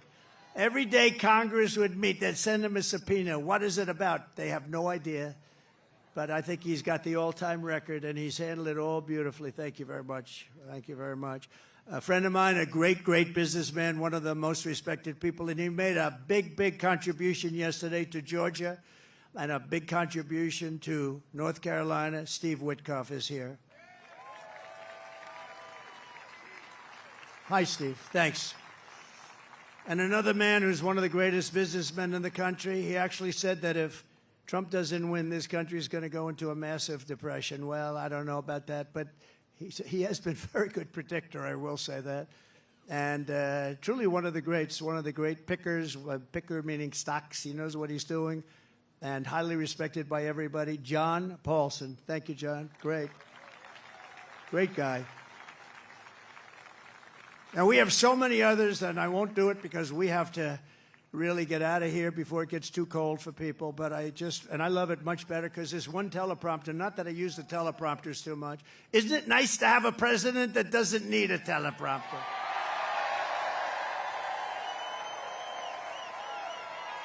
No, we don't. We don't need it. But this one was right smack in the sun. Great job back there, fellas. They said the teleprompters are working fine. Well, thank goodness. Did you see what happened the other day with the teleprompter with her? That was not a pretty sight.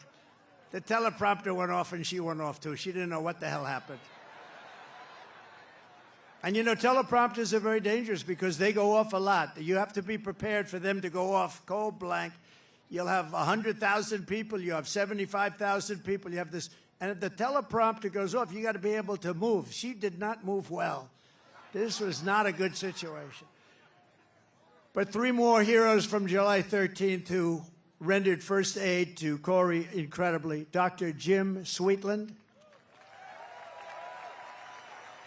Rico Elmore, who was unbelievable. Rico, you were unbelievable.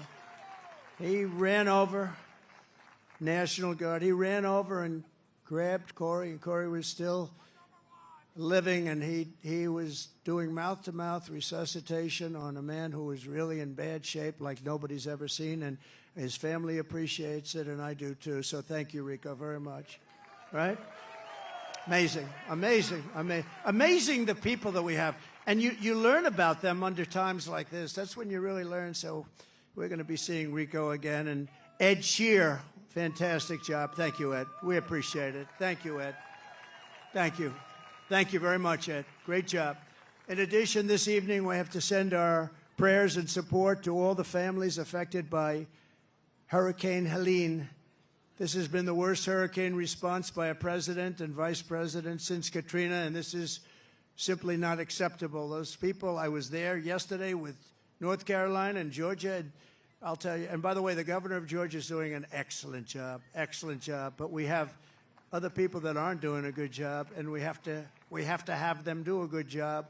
But the federal government is doing a very bad job. They are not doing the job, and we have death and destruction that we haven't seen maybe ever. It's a real bad one, and they have to get people there because they don't have people there. They don't have the people. Kamala wined and dined in San Francisco, and all of the people in North Carolina, no helicopters, no rescue. It's just what's happened there is very bad. They're offering them $750 to people whose homes have been washed away. And yet we send tens of billions of dollars to foreign countries that most people have never heard of. They're offering them $750. They've been destroyed. These people have been destroyed. The one young lady washed, you saw that with her son. I mean, pretty, I wish I never saw it, but just washed away. His son was washed away with the grandparents, and so sad. And they're giving them $750. And think of it, we give foreign countries hundreds of billions of dollars, and we're handing North Carolina $750. If you want a president who won't even try to save you when the floodwaters are rising, vote for Kamala. She's not the right person. Look, you know what? If they did a good job, I wouldn't have run. To be honest with you, I didn't need to do this. I didn't need to. If I thought they were doing an even modestly good job, I wouldn't have run, but I saw right from the beginning, grossly incompetent, and I was right about that, and I decided to run, and we're doing really well. I was telling you about polls. We're way up in some polls. We're up in other polls. And with the swing states, I think most of them have us up in every single swing state, including the great commonwealth of a place called Pennsylvania. And don't ever not call it a commonwealth, because I've seen people call it a state, and that's the end of them. That's practically the end of their political career. You got to be very careful with Pennsylvania. It's that commonwealth. I haven't made that mistake. I don't want to either. It was not a pretty picture.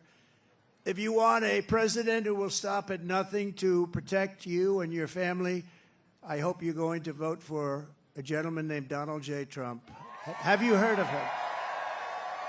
Together we will rebuild western North Carolina, rural Georgia, and every other state that's been so badly affected. That includes Alabama.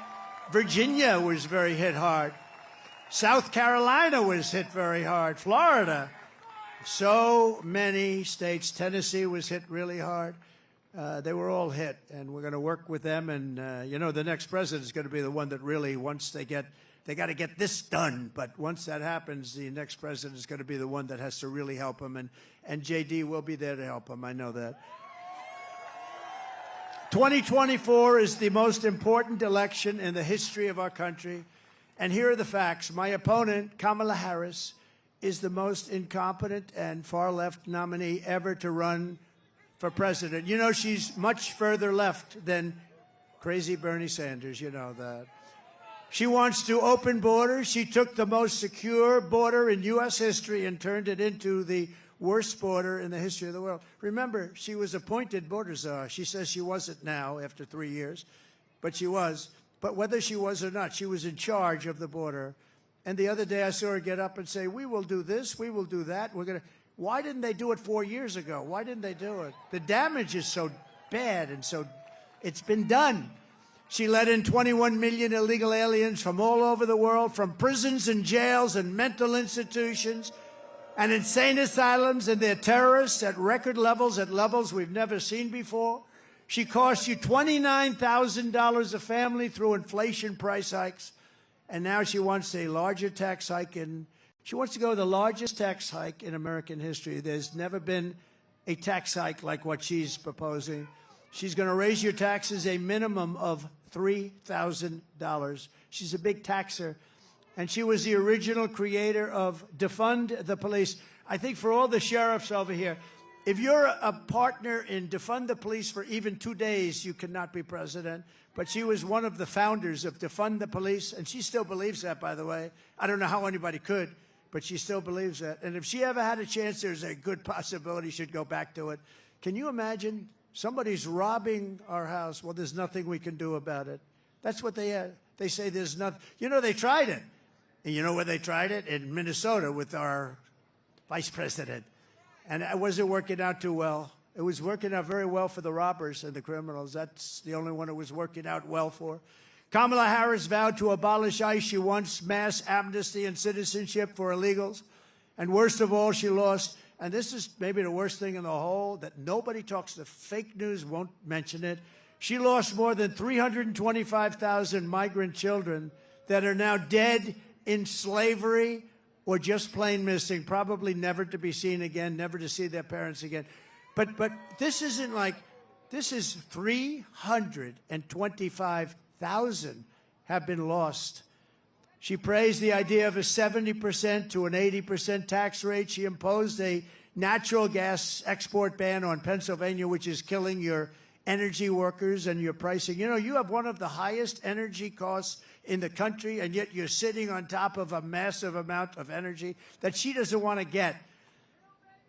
It's been a disaster for your state, and now she's vowed repeatedly. Now, all of a sudden, she changed her mind. But when, you know, with politicians, it's always the first statement that comes out to be the one they want. So she spent 14 years knocking fracking. We're never going to have fracking. We're not going to frack. All of a sudden, a little while ago, she came out, I love fracking very much. No, she'll go back to it.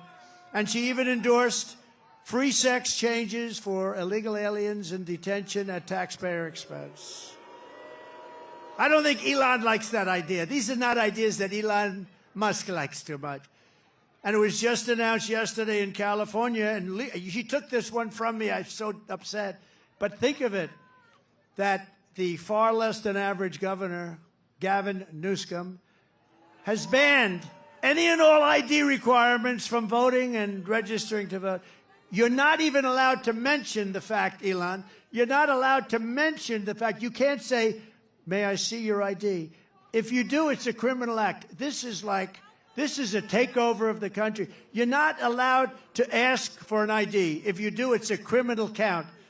Other Democrat states are following. This is only so they can cheat. There's only one thing that you do this for, so that you can cheat on elections. There's no other conceivable reason. Kamala Harris is a radical left Marxist. She is a woman that's not respected in Congress. She was laughed at Congress. Nobody thought she could win. You know, they did a coup of Biden. Whether you like him or not, I'm not a particularly big fan, but we had a debate, and the debate ended, and all of a sudden they come to him and they say, we want you out. You're not going to win the election. And he said, I don't want to get out. He got 14 million votes. If you believe in democracy or a system, he got 14 million votes, and she got none. She was the first one out, 22 candidates, and she never made it to Iowa. She quit before Iowa, and now she's running, and that's okay. But, you know, we spent $150 million beating Biden, and as soon as he was down and out for the count, they said, let's take him out. We'll give somebody else to run. Never happened before. We do a lot of firsts, I will tell you. We do a lot of firsts. But she's a person that rated even worse in every statistic than any other senator. She was rated at the bottom of the U.S. Senate. She's destroyed everything she touched, but the good news is that we have a plan to fix it. We're going to fix it. We're going to fix it fast. Nobody is going to stand for open borders. Nobody is going to stand for a bad military. Nobody is going to stand for education that's not proper. We're moving education back to the states. You're going to be running your own education. So we have, you know, in education, so important is what's more important than education, but we rank at the bottom of every list. They rank 40 major countries. We're at the bottom, but we're top of the list as the cost per pupil. We spend more per pupil, per student, than any other country anywhere in the world. So we're number 1 in that, and we're number 38, 39, or 40 every single time. And you have Denmark, you have Sweden, you have Norway, you have China. It's always the top 5. Can you believe it? China's the top 5. That's amazing. But we're going to move our education back to the states. So places like Indiana and Iowa and Idaho and states that you don't even hear too much of because they're so good and so well run, they're going to run their own education. And you know what's going to come out of that? A Denmark, a Norway, a Sweden, maybe, I don't even know, China. Can you imagine China with 1.4 billion people is a top 5, and we're close to 40. We are 40 sometimes. Starting on day 1, I will seal the border and stop the migrant invasion into our country. We will begin the largest deportation operation in the history of the United States. Dwight Eisenhower right now has that record. It's not, and by the way, it's not something I want to do. I dread having to do it, but we have no choice. What they've done to our country is not even believable, especially the criminals, the criminal element that's in our country. And again, all over the world, crime rates are down because they've taken their criminals and they've dumped them into the United States. And you know what? I would have been worse than them. I would have had it done even faster. They've dumped them into the United States of America, and that's what we have. And it's dangerous out there. We're getting them out. We're getting them out quickly. And we will defeat inflation, and we will make America affordable again. And it's going to start with liquid gold. We have more liquid gold, oil and gas under our feet than any nation in the world, including Saudi Arabia and Russia. We will become energy independent like we were just 4 years ago. You know, 4 years ago, we were energy independent. Can you believe it? And then we were going to become energy dominant. We will be dominant within a matter of months, and we will make so much money. We are going to drill, baby, drill. And we will again open ANWR. Ronald Reagan tried to do it. Every single president from before Reagan tried to do it, and I got it done. ANWR is the largest drilling site anywhere in the world. It could be larger than Saudi Arabia, could be larger than Russia. It's in Alaska. And I got it done, and we worked to get it done. And one of the first things he did was terminate ANWR, and that was going to take care of all of Asia. That was going to make us so much money. We would have paid off debt. You would have gotten, I gave you the biggest tax reduction in history. You would have gotten even a bigger one. You were going to be just very happy. You were going to say, I like that guy very much. 20 million Americans are behind on their electric bills right now. It was just announced. 20 million Americans, they're struggling to pay their monthly bills at a record rate. There's never been anything like it. And it's all because of their anti-U.S. energy regime, which has caused Pennsylvania electricity prices to raise almost 50%. We will cut energy and electricity prices in half within 12 months. We will have your energy prices, your air conditioning, heating, cars if you buy a Tesla, which is good. Which good. We will have your energy prices cut in half. It'll be cut in half within a period of 1 year from January 20th, which is the day we take office. And that's going to save you a lot of money. And that's going to, in turn, bring down the prices of everything. Because, you know, more than anything else, people tell me about the groceries. The groceries are groceries. They use the, and what they're talking about is food. Everything's going to be coming down when we do that. We're also going to get your interest rates way down. We will bring automobile manufacturing back to the United States at levels never seen before, and we will turn the United States into a manufacturing superpower again. It hasn't been there in many, many years. We had it started 4 years ago. The centerpiece of my plan for a manufacturing renaissance will be a 15% made in America corporate tax rate. In other words, if you make your product in the United States, you get a rate. So I cut it from 39% to 21%. Everyone said that was impossible. I got it done, and we had the best boom we've ever had. We did more revenue when we had it at 21 than when it was at 39. Think of it, much more. The following year, we did much more. And then I'm going to take it from 21 to 15, which will make us the most competitive country in the world. Nobody will be able to compete with us. But that 15 rate only goes for those who make their product in America. They have to make their product here, otherwise they pay 21. And we will protect those companies moving into America and all of our existing companies with stiff tariffs placed on companies that don't move in. If they don't come in, if they don't want to make their product here, that's fine, but they're going to be tariffed. We have to protect our companies, and that's what we're going to do. The only way they can get out of paying those tariffs is to build their plants and factories in America. We may even be able to get Elon to build some of them. I think we will. And hire American workers for the job. We're going to hire American workers for the job. We will pass the Reciprocal Trade Act. If China or any other country charges us 100 or 200% tax, then we will likewise charge them a 100 or 200% tax. We had a lot of problems on that one with the Senate, and we're going to get that done.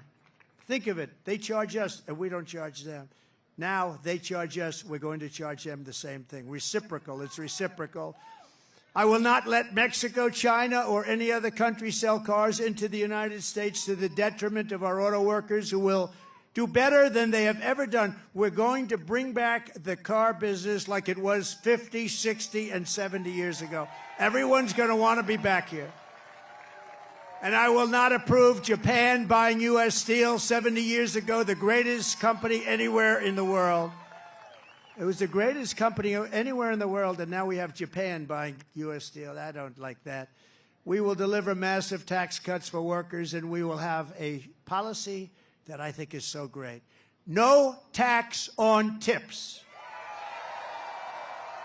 No tax on overtime. And no tax on Social Security for our great seniors. No tax. And you know, when you think of it, our seniors were hurt so badly. Inflation has killed our seniors. You know, they have a fixed income, and it just got worse and worse every week, every month. It's gotten worse and worse, and it's just horrible. And they haven't gone down. They've only gone up. Prices have still only gone up. And while working Americans catch up, we're going to put a temporary cap on the credit card interest rates at 10%. People are paying 28% interest, 25% interest. I will always protect Social Security and Medicare with no cuts. We're not going to do anything with Social Security, but they're going to destroy Social Security because all of the migrants coming in are going on between Medicare, Social Security, other programs, and nobody is able to afford it. I will settle the war in Ukraine. I will end the chaos in the Middle East, and I will prevent, I promise you, World War III. We're not going to have World War III. And right now, we're very close to having it. We will lead the world in space exploration. Thank you, Elon. We will lead the world in military, and we will reach Mars before the end of my term. Elon promised me he was going to do that. I don't know. Can you do that? Stand up. Can we do that? He wants to reach it. I think he's going to do it. JD, work on him. Work on him.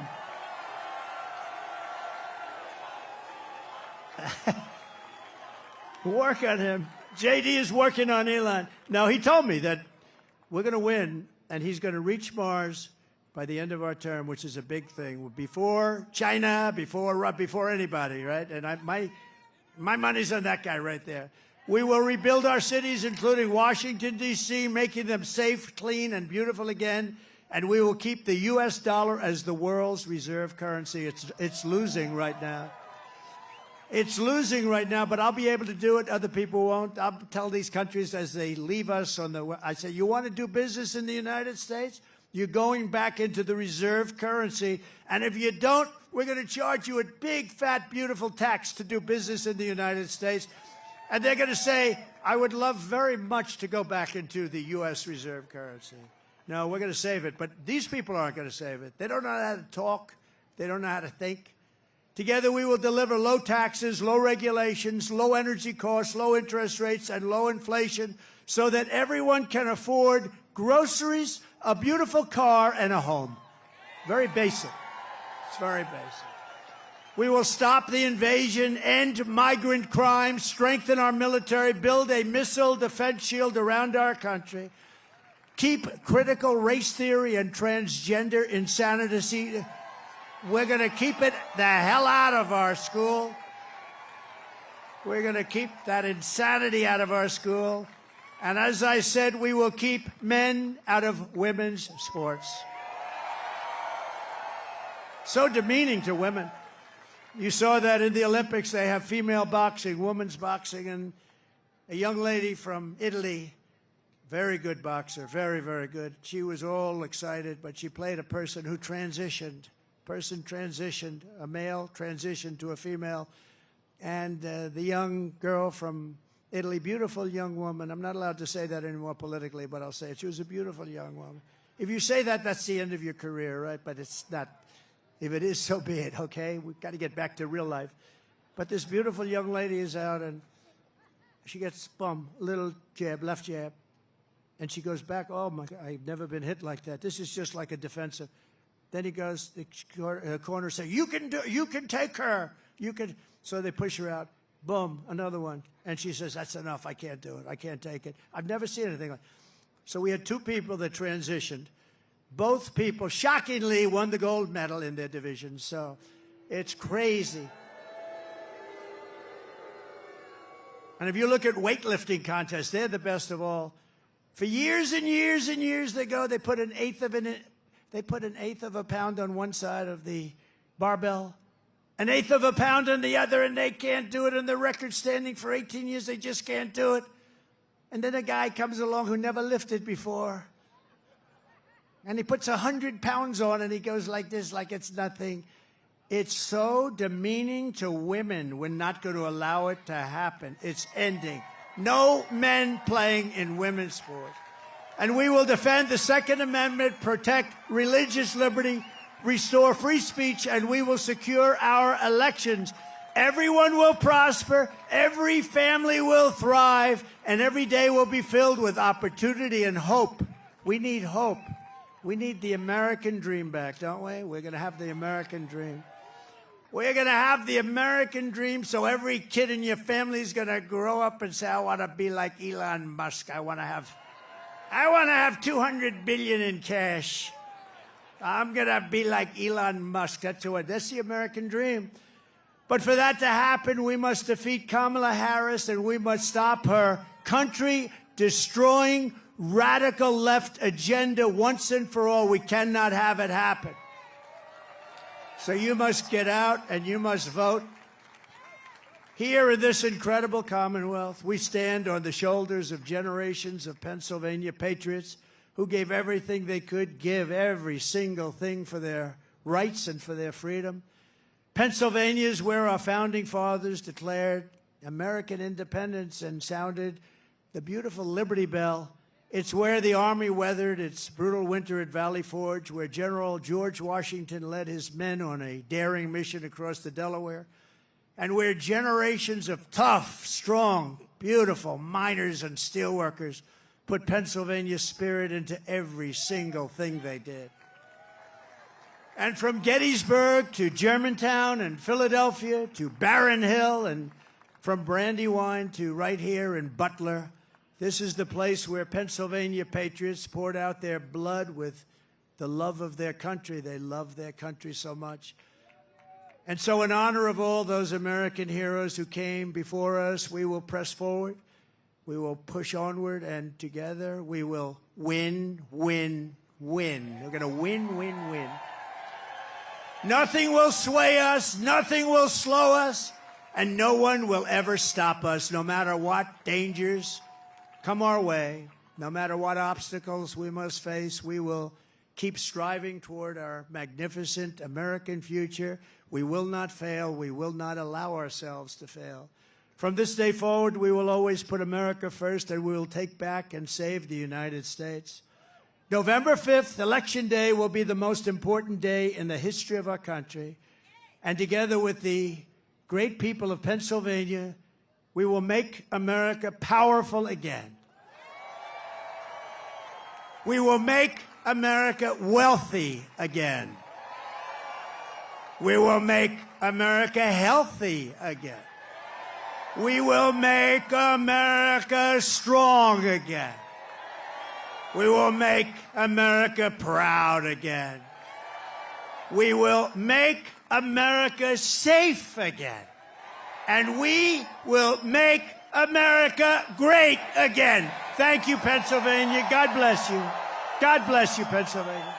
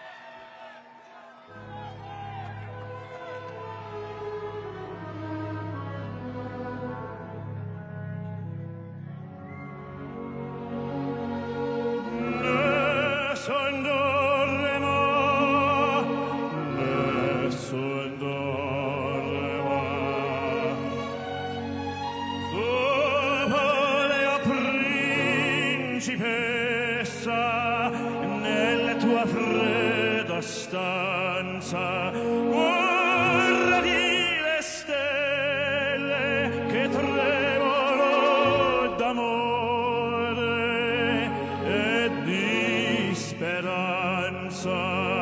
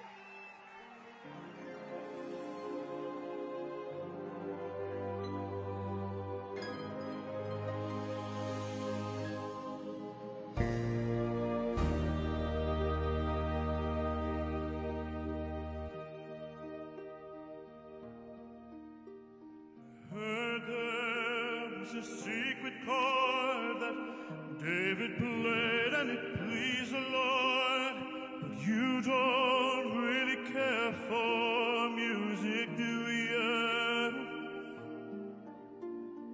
Goes like this, the fourth, the fifth, the minor four, the major lift, the baffled king composing hallelujah. Hallelujah, hallelujah, hallelujah, hallelujah.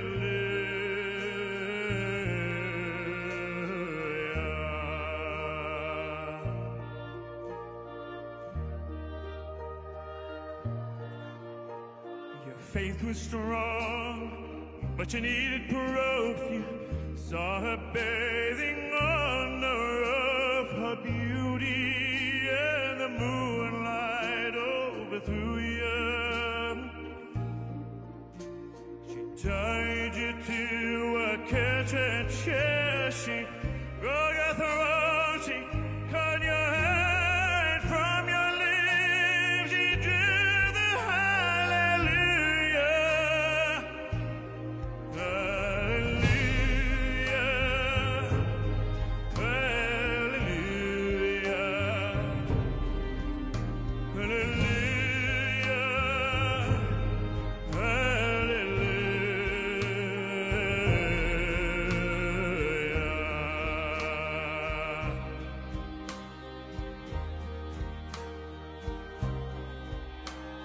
Baby, I've been here before. I've seen this room and I walked this floor. I used to live alone before I knew you.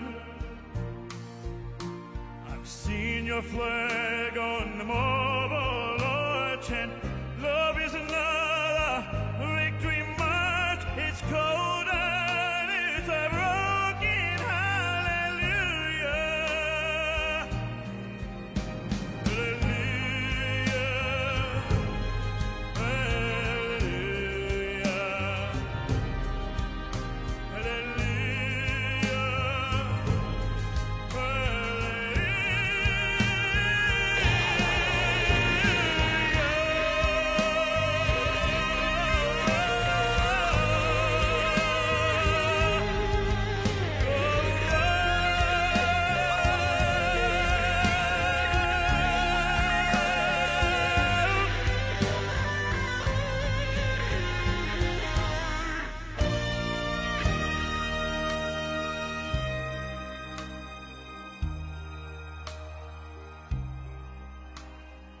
Did my best, but it wasn't much. I couldn't feel, so I tried to touch.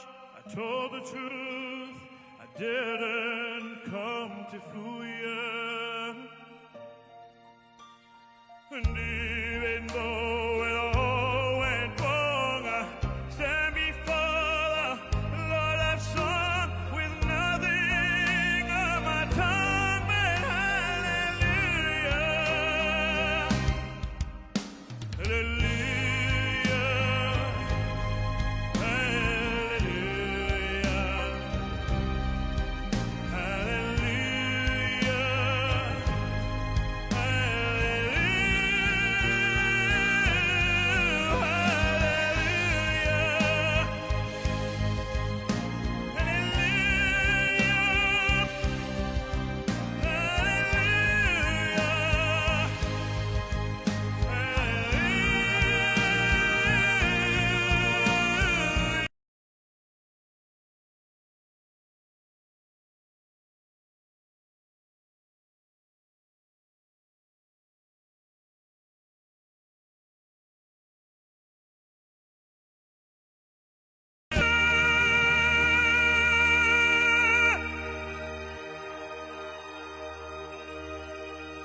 Thank you.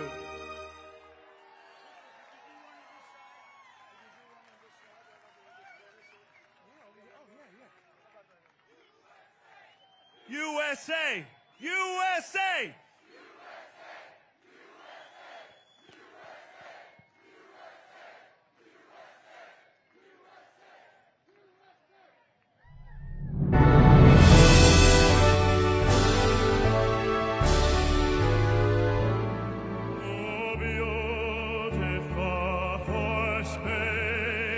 Skies for amber wet of grain, for purple mountains of majesty above the fruit that plain. America, America, God sent His grace on thee, and crown thy God with brotherhood from sea to shining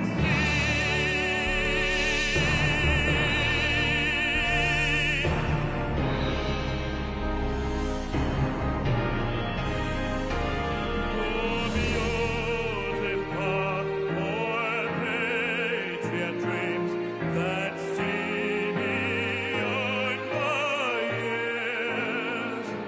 Thine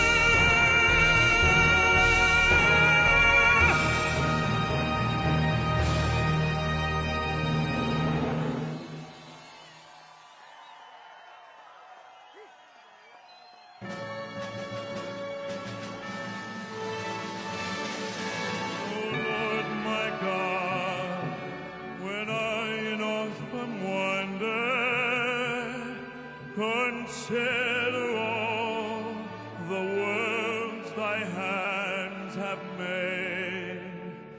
I see the stars, I hear the rolling thunder, thy power throughout the universe display.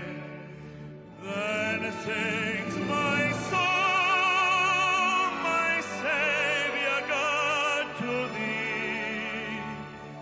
How great thou art, how great thou art. Then sings my soul, my Savior God, to thee. How great thou art, how great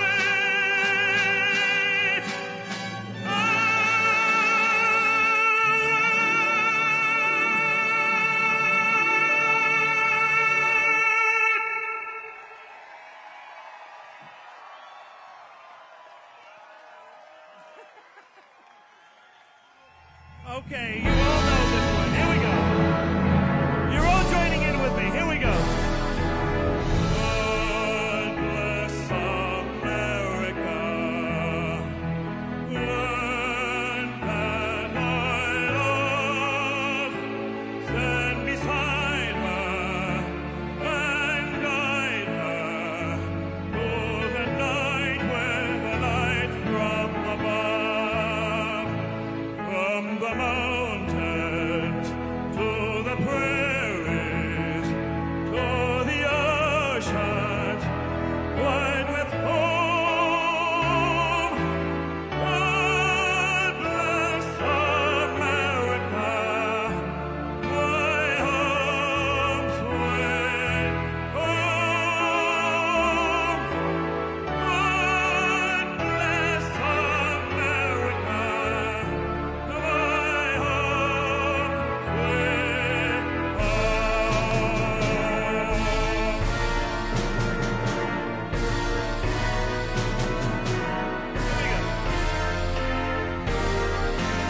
God bless America, land that I love. Stand beside her and guide her through the night with a light from above. From the mountains to the prairies, to the oceans, wide with home. God bless America, my home sweet home. God bless America, my home sweet.